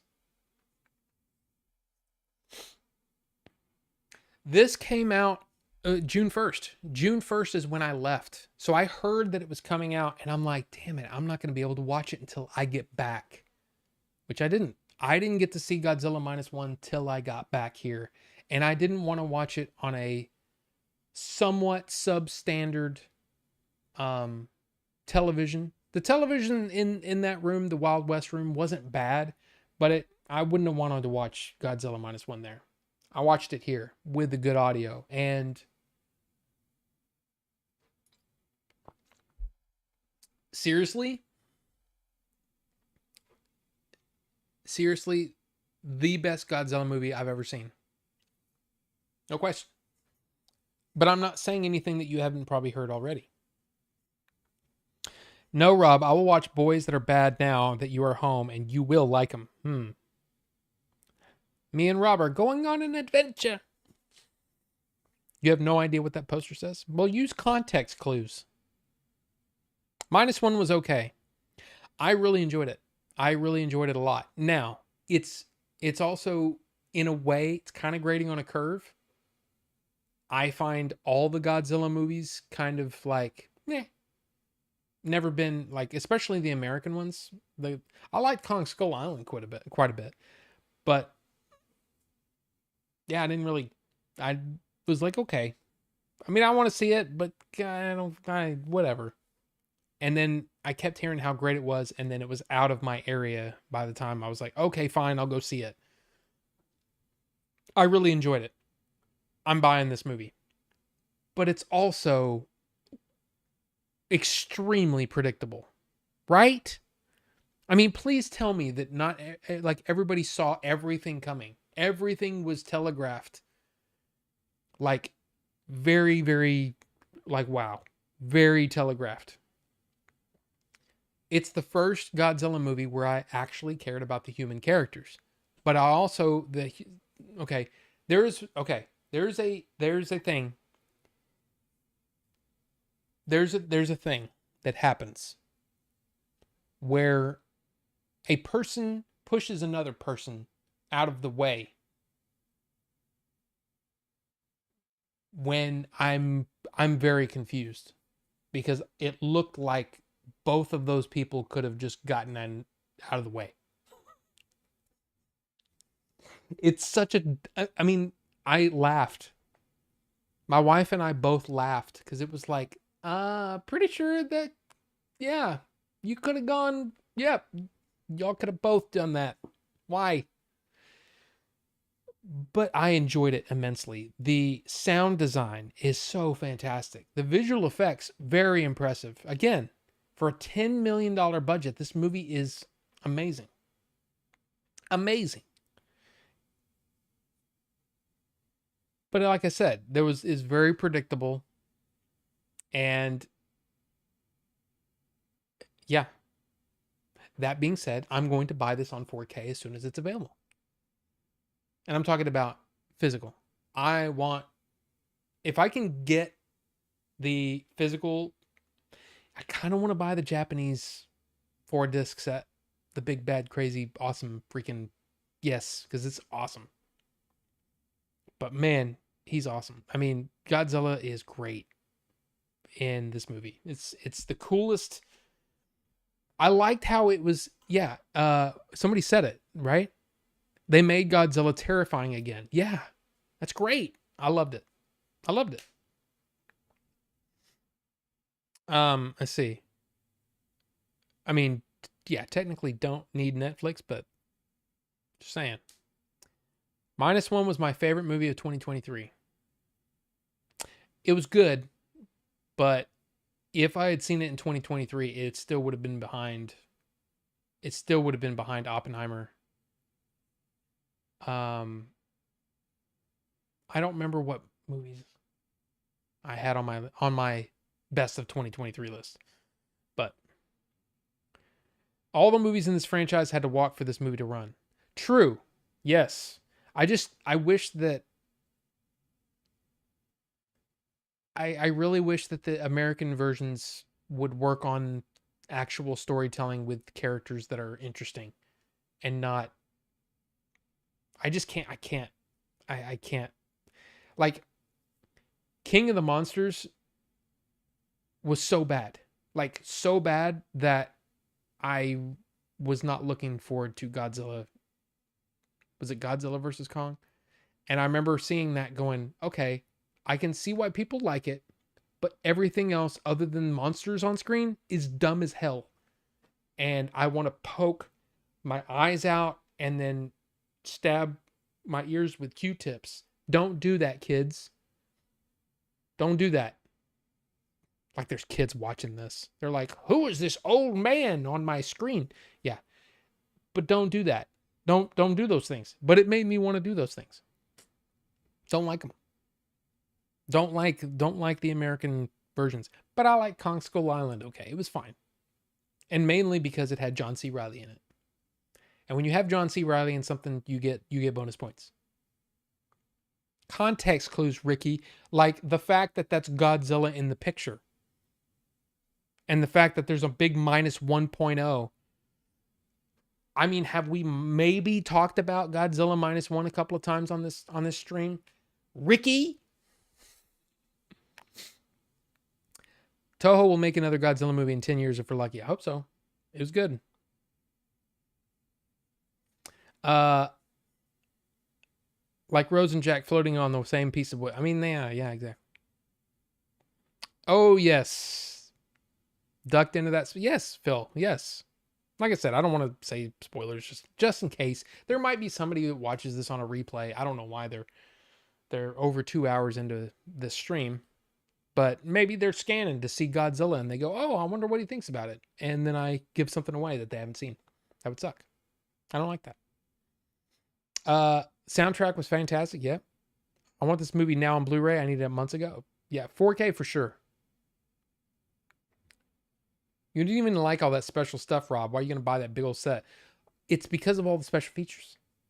But the problem is special features are going to be in Japanese. Can't watch special features. I should wait for an English version and just don't worry about the 4-disc. But man, it's so pretty. It's so pretty. Did anyone go to Big Lots for the new shipment of discounted movies recently? Shozama, I did. I went, let's see. So we got back Friday night. I went on Saturday and saw the exact movies that dude had at Big Lots, or that in his video, and not much else. The rest of it was stuff where I was like, ew, I wouldn't buy that if it was 30 cents. Ooh, I never want that. So I didn't buy anything. Did I watch it dubbed? No.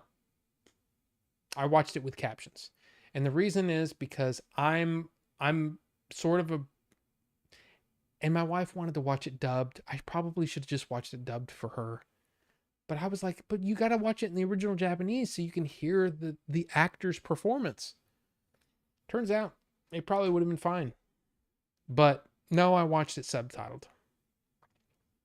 Can't justify the cost of the Japan Godzilla set. Wouldn't be able to follow it. I know. I can't justify it either, but it's so pretty. What a contrast between -1 and Godzilla X King Kong. Yeah, I'll watch that maybe when it comes on Max, but I'm not paying for that. I'm sorry, I'm not paying for that. Yeah, it's not my thing. Budget of 10 million. That's less than 11 million. Yeah, if that's actually true. But man, this movie, it looked amazing. Having Tom Hiddleston in Skull Island was also a plus. Yes, I like Tom Hiddleston. He's definitely a bonus. Yeah, Wraith, you're asking Shozama which movies. There were a bunch of interesting movies that guy. If you go to, it's in the physical media, I think, Shozama, right? You're probably typing out things. I'm pretty sure it's in the physical media channel on Discord. Shozama, or Max, posted a video about this guy finding a bunch of discounted Blu-rays and even some 4K movies at Big Lots. I've never stepped foot inside of Big Lots before. So this is my first time. I walked around the entire store going, I don't see Blu-rays or anything. And then realized, oh wait, they're right next to the door. So I walked around the whole store for nothing. It kind of reminded me of like a Dollar General or whatever. That's kind of what a Big Lots is. But anyway, walked in there and saw all the same movie. And I was like, I kind of want to buy something. The only one that I was this close to buying was Edge of Tomorrow or Live Die Repeat, whatever, the Tom Cruise, Emily Blunt action sci-fi movie. I don't own it, but I was thinking I need that in 4K. I don't want a Blu-ray. And it was $7.99 for the Blu-ray. And I said, screw it. I'm just not going to buy it. I'm going to wait for the 4K. I'm going to buy it in 4K at some point. So there you go. But yeah, Mad Max 3D, Mad Max Fury Road 3D was there for like $8, $6, something like that. They had, basically it was mostly Blu-rays for me. There were some DVDs and there was a couple of 4Ks, but they were like, one was a documentary and one was a movie I'd never heard of. So I was kind of like, okay. We need to talk about the Doom Dark Ages. See, that's yeah, the Doom Dark Ages is what I was referencing earlier. You know, this one guy kind of going, oh yeah, this is blah, blah, blah. Yeah, I mean, I think it looks cool. I've never played a Doom game though. More than 4 minutes. Rob, I'm looking for Back to the Future Trilogy in 4K Steelbook. Let me know if you see it out in the wild. Okay. Got it in my memory banks here. Back to the Future 4K. I have so many movies in 4K on my Amazon wishlist now. It's bad. It's bad. Holy crap. Those are so expensive.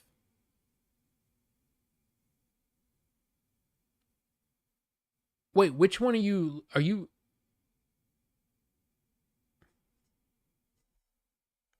looking for that one? Or that one? Or that one? There's a bunch of different European imports. But there's 3 different versions here.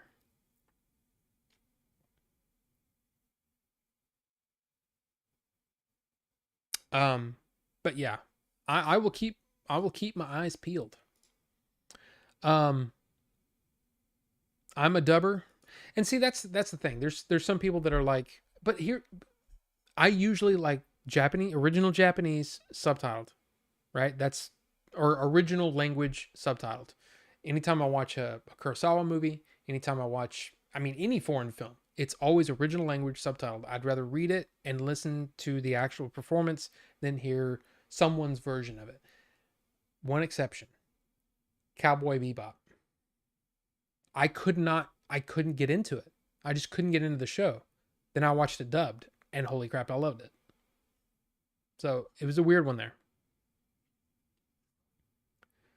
Especially since I don't always watch and I just listen, so I'd rather have dubs. That's exactly why my wife wanted the dubs. It's because she probably wanted to play on her iPad when something boring was happening.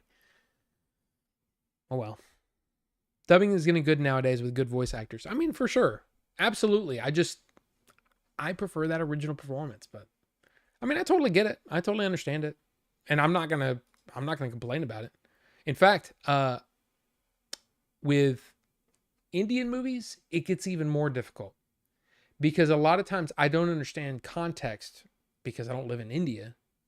So if I'm listening to the original actor's performance, but reading it, and then I lose things because their editing is all over the place sometimes, I miss things. So sometimes I have to watch a scene over and over just to get the point of the scene because I'm spending too much time actually reading instead of watching. So sometimes the dub is on an Indian movie is actually fine. I love Godzilla's face in -1 when he's chasing the boat. It has a look of menace and excitement and evil all at once. Yeah, but there's also his walk. Why are his arms like, I'm going to walk? What is that? What is that? Why is that a thing? You know what I mean? I suddenly have the urge to rewatch Mortal Engines. Haven't seen it. Each one can be slightly different in what they have. Yeah, and there's another Big Lots that's somewhat close to me. It's about 25 minutes away. I kind of want to go to that one just to see, because I love movies. So yeah, maybe. But yeah, no, I can live without the BTTF Steelbook. Yeah, I'm not a huge on the Steelbooks. But if you're asking me which is my favorite Back to the Future, I mean it's one. Because I feel like I'm probably going to be mostly in the minority. I didn't care for 2 and 3 as much. To me, the first movie is a perfect movie. And I don't need the story to continue. I was happy to see that the story was going to continue, but I didn't need the story to continue. It was good, self-contained, and I enjoyed it. But 2 and 3 kind of, I wouldn't say it detracted from the first movie, but it still, they just weren't as good to me. So, yeah, there you go. I only get steelbooks for my absolute favorite movies. Oh, well, there you go then. I mean, I'm not saying they're bad. I just, you know, there you go. What? I don't know. I got my son a bunch of manga books for his birthday, Hunter x Hunter or something like that. That reminds me. I started reading Berserk. Wow. That's a thing. And I forgot because I started reading it like a day before we left on vacation and I didn't bring my iPad. I'm actually glad because I was thinking, oh, I'll download these and read them on the plane.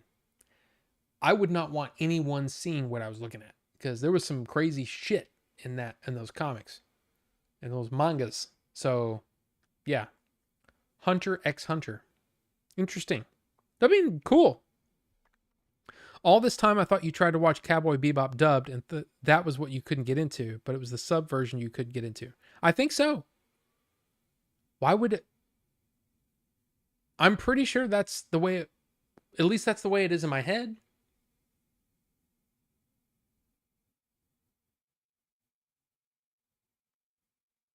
Could it be that I have that backwards? It's very possible, Bucho. You know why? Because I'm an idiot. They didn't used to call me Rob the Idiot for nothing.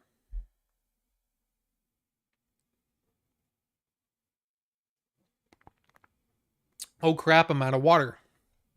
Oh, by the way, severely dehydrated almost all week. Almost all week. Just because there were not many opportunities to go to the bathroom, so you had to really watch your, how much water you were drinking, but we sweat so much. I seriously thought that I was going to get home and go, yeah, I'm going to be like 5 pounds lighter. No, I was 2 pounds heavier. And I'm like, how? I barely ate anything. Like, what the hell? I found that interesting.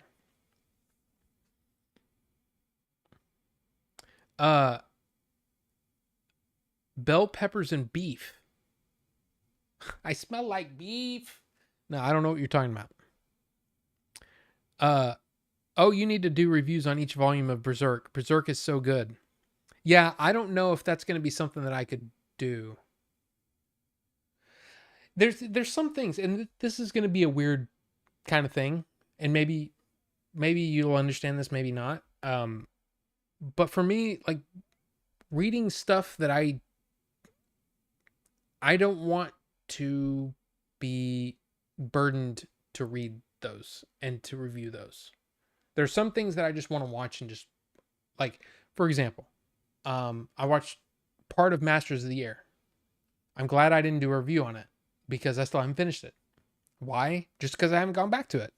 But there's certain things where I don't want the pressure of having to review things. I just want to enjoy it. Does that make sense? I hope that makes sense. But no, you had it right. Bucho didn't understand.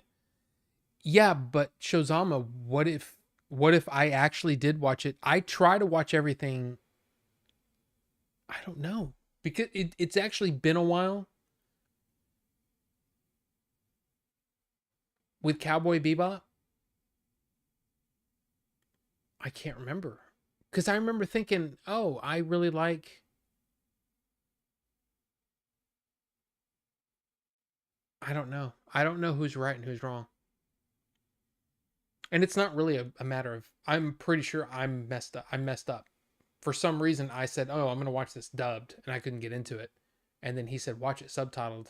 And then I watched it subtitled, and I was like, oh. So maybe my whole opinion of doing that. I don't know. I can't remember. I can't remember.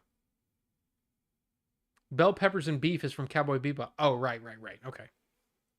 Why did they call you Rob the Idiot? No, that was my original Twitch channel was called Rob the Idiot. One word. And that's my screen name that I use whenever I go to somebody else's channel on Twitch. So if you see me in Game Dave stream, which is, one of my friends, when I go into Game Dave stream, you'll see me as Rob the Idiot, not Order 42 Show. And I used to have, so now I have two Twitch channels. One's Rob the Idiot, one's Order 42 Show.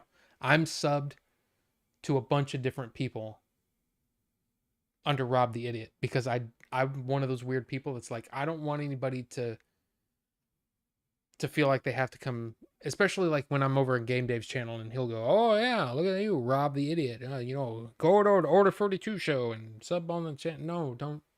I'm not here to promote. I'm here to help you, support you, and possibly detract from your stuff. But no, I don't want to be that guy that's always like, oh, he's just here to promote. No. So anyway, I called myself Rob the Idiot. I was just kidding. Building muscle. I mean, maybe, but I don't feel that different. That's possible.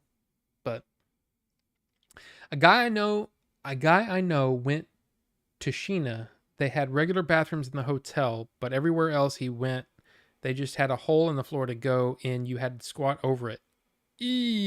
No, it wasn't like that. It was just there wasn't in a hiking situation, especially where you have to carry around bear spray. Yes, you have to carry around bear spray.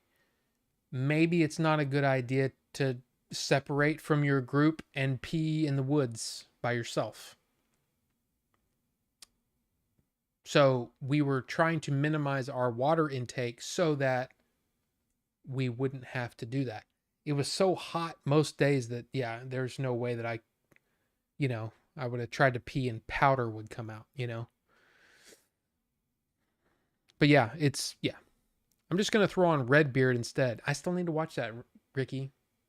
I still need to watch that. I hear you. Berserk is dark, but has moments of being beautiful. So yeah, cherish that experience. Which volume deluxe edition are you on? It's just the first volume. Like I said, I downloaded that first volume, through Hoopla, by the way. The entire Berserk series is available on Hoopla to read for free. If you have a library card and your library has access to Hoopla, you can read all of Berserk for free, which is amazing. That's just freaking amazing. Anyway, so yeah, I downloaded the first volume so I could read it on the plane. Turns out there's a bunch of nudity and violence and all kinds of stuff, and I was like, I can't read this on a plane. So, and then I completely forgot that I downloaded that. I'm also reading Mistborn by Brandon Sanderson, another situation where I took my Kindle thinking, oh, I'm going to have a place where I can sit and look at the mountains, cool breeze, read my book, have a vape, whatever, right? I thought, man, this is going to be so relaxing. Yeah, we didn't have that kind of view. The view was exactly what I showed you in that picture, which is basically the other side, the other cabin. So like on the outside of our cabin, you open the door and all you can see are other cabins. And it's kind of a bummer, but it was also like, I understand. So yeah. So I didn't get to read much of Mistborn, and I didn't get to read much of Berserk. Well, I forgot about Berserk. So there you go. I thought you tried to watch it dubbed and couldn't get into it, so I was all same, bro. Most like the dub, but I don't either. So maybe try it subbed, and then you were all like, "Oh dang, now this rules." See, I'm thinking that's what it was, Bucho. It stood out to me because Bebop's dub is celebrated among fans, and I'm in the minority as someone who prefers it subbed. So when you said you preferred the sub too, it validated me as a human being. Well, see, Bucho, then you've got to be right. And I'm wrong. I could have sworn it was the other way around.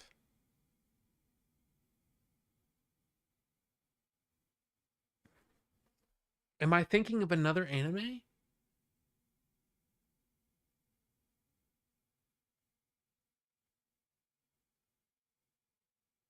I might be thinking of another anime.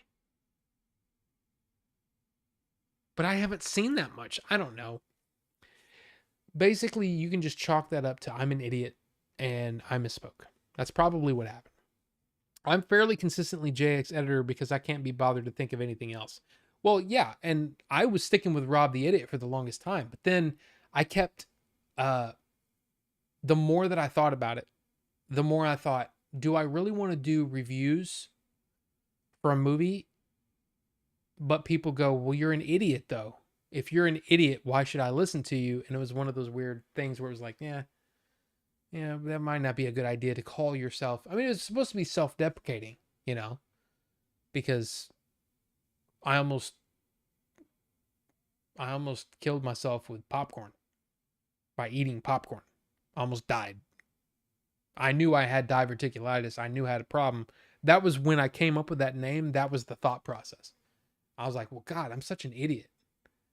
And then for some reason, the name Rob the Idiot just sounded funny to me. And lo and behold, it wasn't taken. So there you go. Hello, Chet. Hello, streamer. Ito Ramos, welcome. Good to see you. What else do we want to talk? I mean, the only thing that there's only two other things that I have to talk about. We've got 30 minutes left. Let's see. That and oops, no. Because we've talked about Godzilla. And pretty much, yeah, we all agree it's pretty awesome. But yeah. This trailer came out today. Excited about that. Anybody excited about Arcane Season 2? I am. I seriously think it may be... Well, it's definitely the best American animation. It's really hard because Cowboy Bebop is awesome. But Arcane was so great. And I cannot... I'm so excited. I'm so excited for Season 2. So yeah, if you haven't seen it, go watch the trailer if you're interested. Or just say, hey, I'm already down for Season 2 of Arcane. I don't need to see a trailer. I'll wait for it to come out.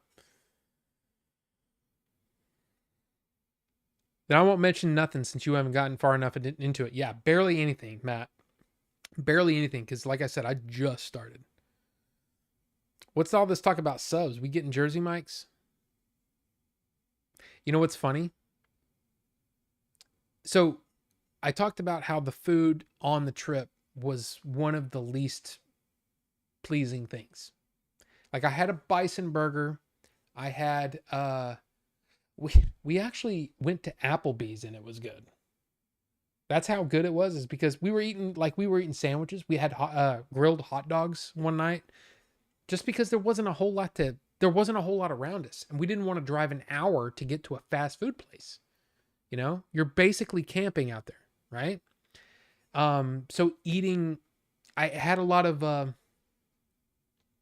protein cookies, those Lenny and Larry. It's Lenny and Larry, right? I had a lot of those.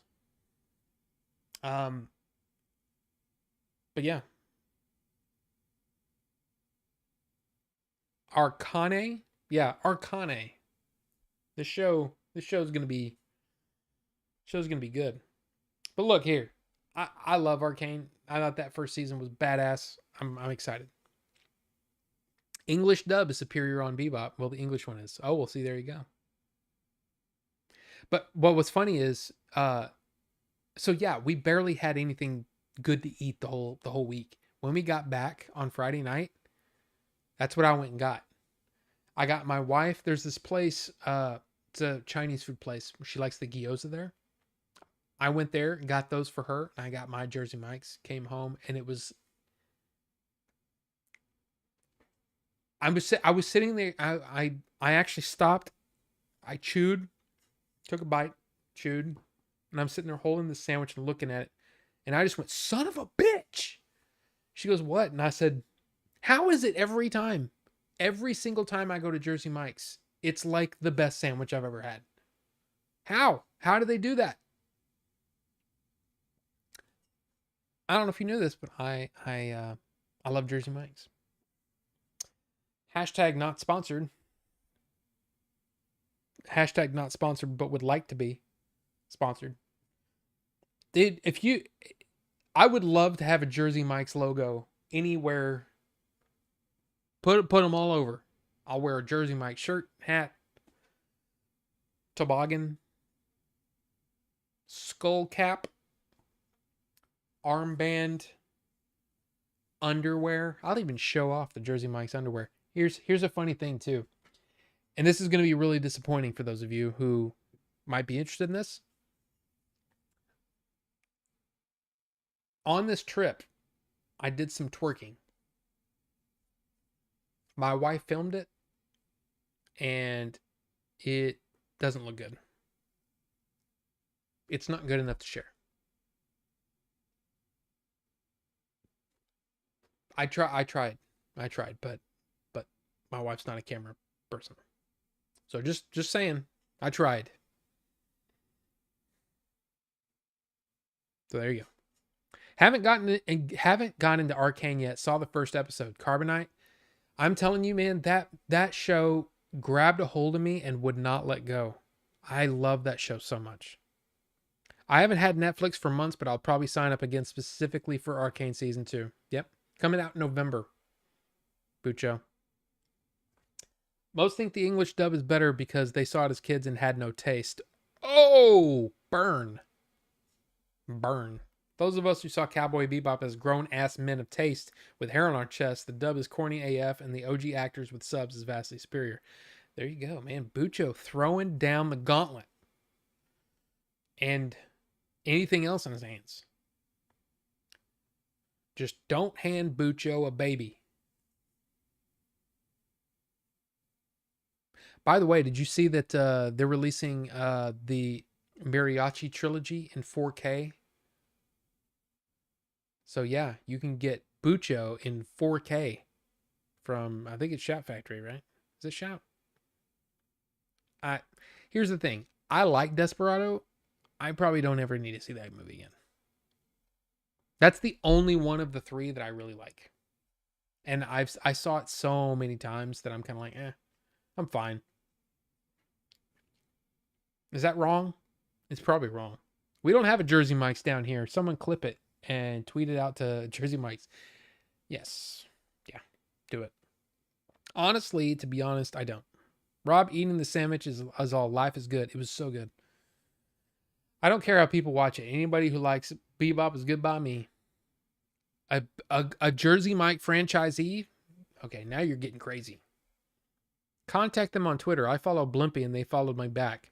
I'll tell you this. Blimpy's pretty damn good too. But Blimpy pulled out of Texas. Because when I worked at Sprint, back when Sprint was a thing, there was a Sprint store in Frisco.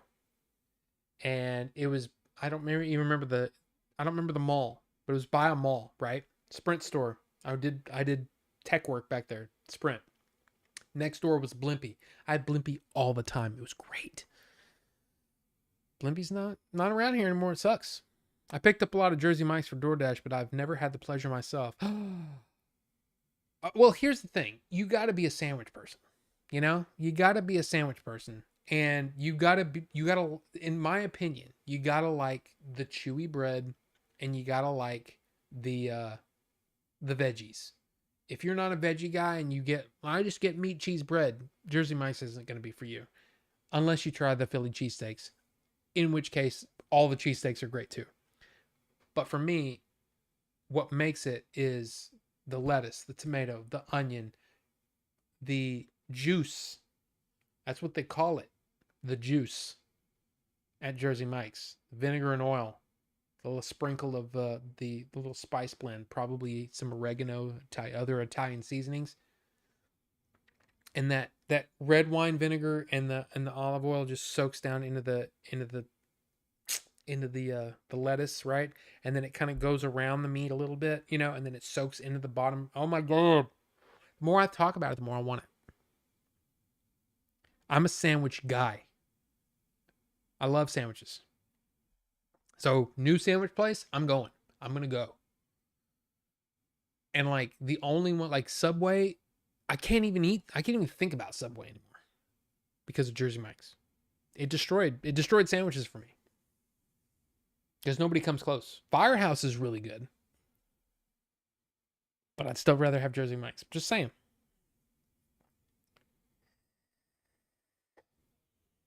White men can't twerk. True, but I was trying to do it as a joke because we were standing in front of a waterfall. And I found this place up in there's where we were, there's kind of this opening. And we didn't get any really good pictures with family and stuff, but I didn't want to put family members that can't say, yeah, sure, put me on the internet. Can't do that. Didn't want to do it. Anyway, so we get to this area, and then there's forest, and then it goes kind of up a mountain. And I climbed up there so I could vape and try to vape away from the group of people that were kind of standing there looking at this beautiful waterfall. But I wanted to vape. So I got up there, and I'm standing on this rock looking all majestic and shit. And then I thought, I should twerk. I should twerk up here. So I called April. I said, hey, I'm going to twerk. Video me twerking. And she goes, okay. And I said, what you do is you picture something like maybe the waterfall and then pan over and then zoom in on me twerking. And it just didn't work out. And it looks bad. So I'm just, give that footage to Billy. He'll make you look like a twerking champion. Yeah, but she didn't even do the pan. And she filmed it like this. She filmed it portrait. I'm like, so yeah, it's kind of a bummer, but it's okay. It's okay. We'll have other opportunities, and I'll show her. I'll learn her how to film proper twerking. Yes, Arcane's gonna be so good. I love that trilogy. What trilogy? We've talked about many things. Billy and Eric suck at twerking too. They move their legs and back too much. Should just be dead ass. I was trying to, but it just wasn't. Like I said, it looked bad, but then also there was no camera movement. It was just me twerking, and it was like I don't even want to watch this. Like, this isn't funny. It's just awkward and looks bad. So yeah. Salma. Oh, the Desperado. Right. Yes. I mean, Salma Hayek naked in 4K, so it's a day one purchase for me. I mean, you're not wrong, but I'm good. But I think they're doing the trilogy, and then they're also doing steelbooks for Desperado. So no blimpies near me anymore either. What a crime! Sandwiches are arguably the ideal food. Like pizza, you can literally do anything: meat, veggie, fruit, if that's your thing. Yeah. In fact, I think I've told this story before. There's a place that's no longer near me, but it was where I used to work. I don't even think the company might have closed because I haven't seen one in a long time. But I went in there thinking I want something completely new, and this company had a lot of weird fancy sandwiches too. It's like, oh well, we're gonna make a barbecue brisket sandwich, but we're gonna put rutabaga and a beet on it. And it's like, what are you doing? What are you doing to a good barbecue sandwich? Anyway, I just said, give me the veggie mushroom burger or veggie mushroom sandwich. All veggie. It was awesome. It was so good. So, yeah, you can do anything with sandwiches. Sandwiches are great. They're the best. Do you ever get those subs at Walmart? They're next to those already made salads close to produce deli section. I have not. Are they good? See, that's one of those things though. It's like, was it a portobello mushroom in the burger? No, it wasn't a burger. It was a sandwich. But the only meat portion of it was this big, huge mushroom cap. And it was amazing. Actually, it was a mushroom cap, but it was cut in half. And it was on kind of a sub or a deli bread. like this, but it just had nothing but veggies on it, and it was amazing. It's great. And yeah, I love mushrooms too. I shows all I need to know about this Walmart sub thing, if that's a good thing. Because here's the thing though, like Kroger's I don't know if everybody has Kroger's everywhere. I don't think they're everywhere.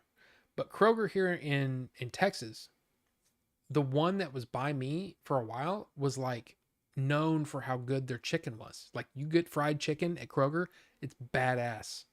Like better than KFC. Don't worry about KFC. Go to Kroger, get the fried chicken, right? I tried a different Kroger and their fried chicken was booty. So I need to know if Walmart is known for their subs, or maybe it's just your Walmart's good at it. Or maybe I just need to try it and find out for myself, you know? Maybe. I think Rob would like a chopped cheese sandwich. Yeah. I've never had a chopped cheese, but I see how they're made and I go, "Oh yeah. I would eat the crap out of that." That doesn't make any sense, but I would eat it. I would eat it until it's gone. I would put that in my face hole. Yes. By the way, I'm really hungry. We should not be talking about sandwiches. Have I had a banh mi? Hell yeah, I have. They're awesome. Awesome, awesome, awesome. It's a Vietnamese sandwich that really reminds you that they were colonized by the French. They're amazing. They're amazing. I've had them a few different ways, a few different places. I got really into Vietnamese food for a while. Got really back into vermicelli because of Vietnamese food. I love pho. I can have pho now, but I probably shouldn't have pho, because of my system. But yeah, I love it.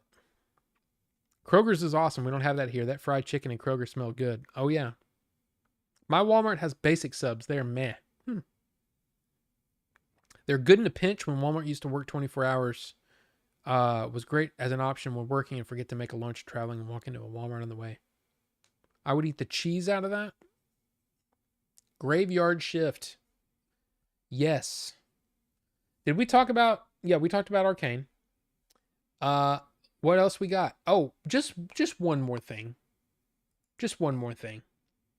Today, this happened. The War of the Rohirrim debuts 20 minutes of epic footage at Annecy, introducing a headstrong Princess Hera of Rohan. And they showed some pictures. They showed some pictures of the animation style. These are screenshots of the new Lord of the Rings animated movie coming out in December, I think. Here, let me get my fat head out of the way. Bam. I gotta say, this looks great to me. What I love about it is the detail.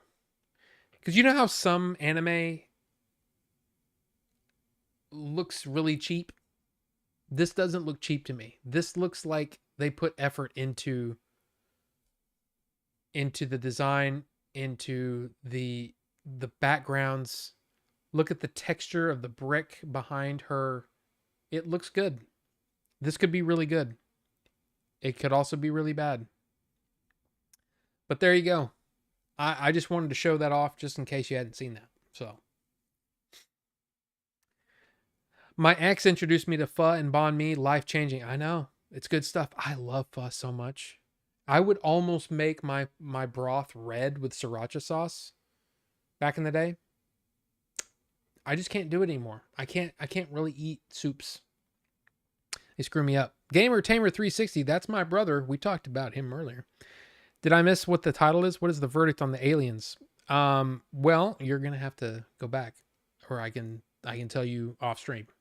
It's basically a place in Idaho that looks like a hangar, and it looks like it was an abandoned airport or something, airstrip, and it just seemed really strange because there's nothing around it.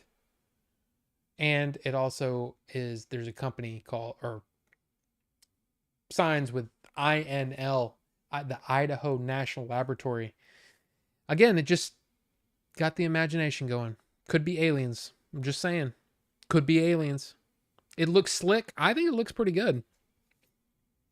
This night of work really needs to hurry up and end. I'm off the next 13 nights after this one. Ted, that sounds like a hell of a vacation. Good stuff. Looks like that Netflix Masters of the Universe show. Yeah, it kind of reminded me of Castlevania, but even Castlevania looked cheap in some areas. So since this is a movie, I'm hoping that the quality stays consistent pretty well throughout. Wonder where the people who work there live. Well, there's a town about 20-30 minutes down the road. I don't know about anywhere else. Because again, let me see. Can I pull this up?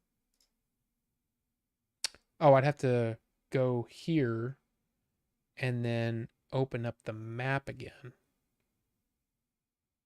Yeah. So it looks like there's so here's the place right here that I'm talking about. There's a town.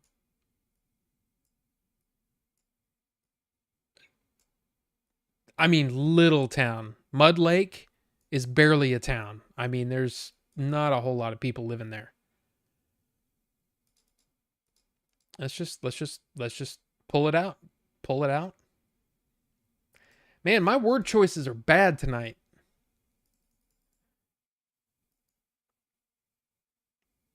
Yeah, not a whole lot of places to live to get all the way out to this area right here.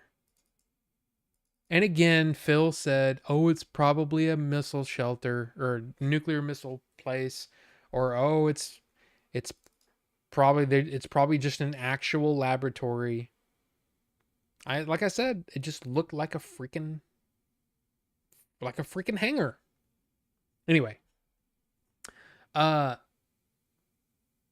looks like generic modern anime to me, but if the animation itself is good, then I'll check it out. Cool. They could bust in the people that work there. True. Mud Lake. I sent you coordinates. To what? What's this?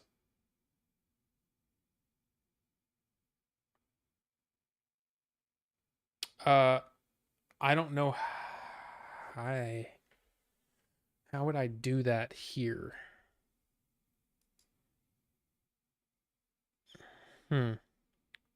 Where would I look this up to see that? Can I show on map?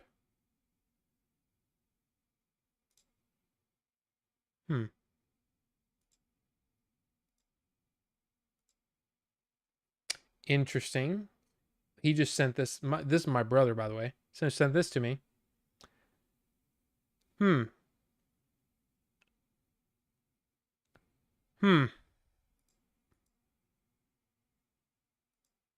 I like how it loads in. Where is this?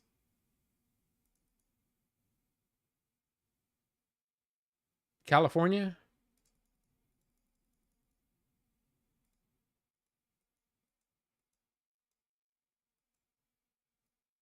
Naval Air Weapons Station.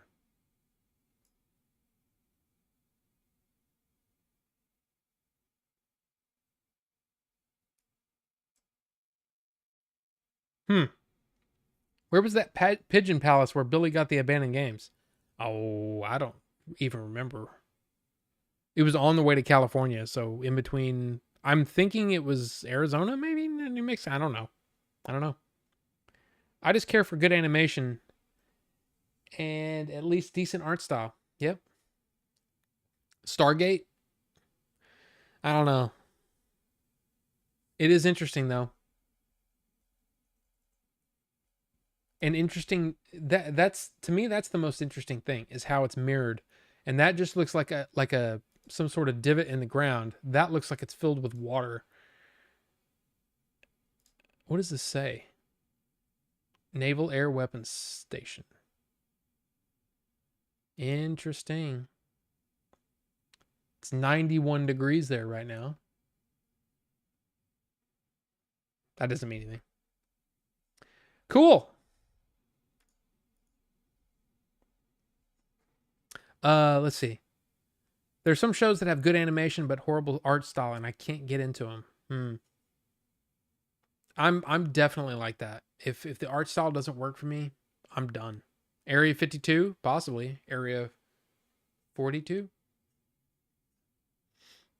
Jody B, welcome. I think that's part of Halliburton Thermal Power Plant on the China Lake facility. Yeah, but what is it though? I don't know. I don't know what that is. That's crazy looking.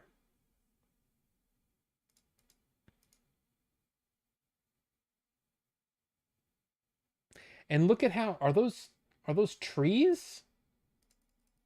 Hold on. I'm going to go as far. Okay, that's as far in as I can get. Those look like bushes. Right? But look at how smooth the sand is around it. And look how, I mean, that's weird. That's really freaking weird. Is all that is. That's a weird freaking thing. I'm going to do this. And I'm going to see if I can get directions there.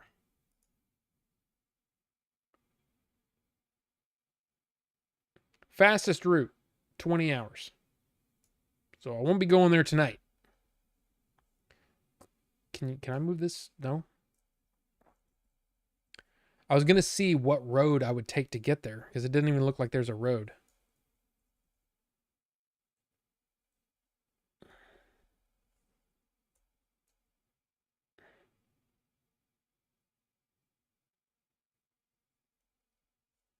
Okay, there is kind of a road.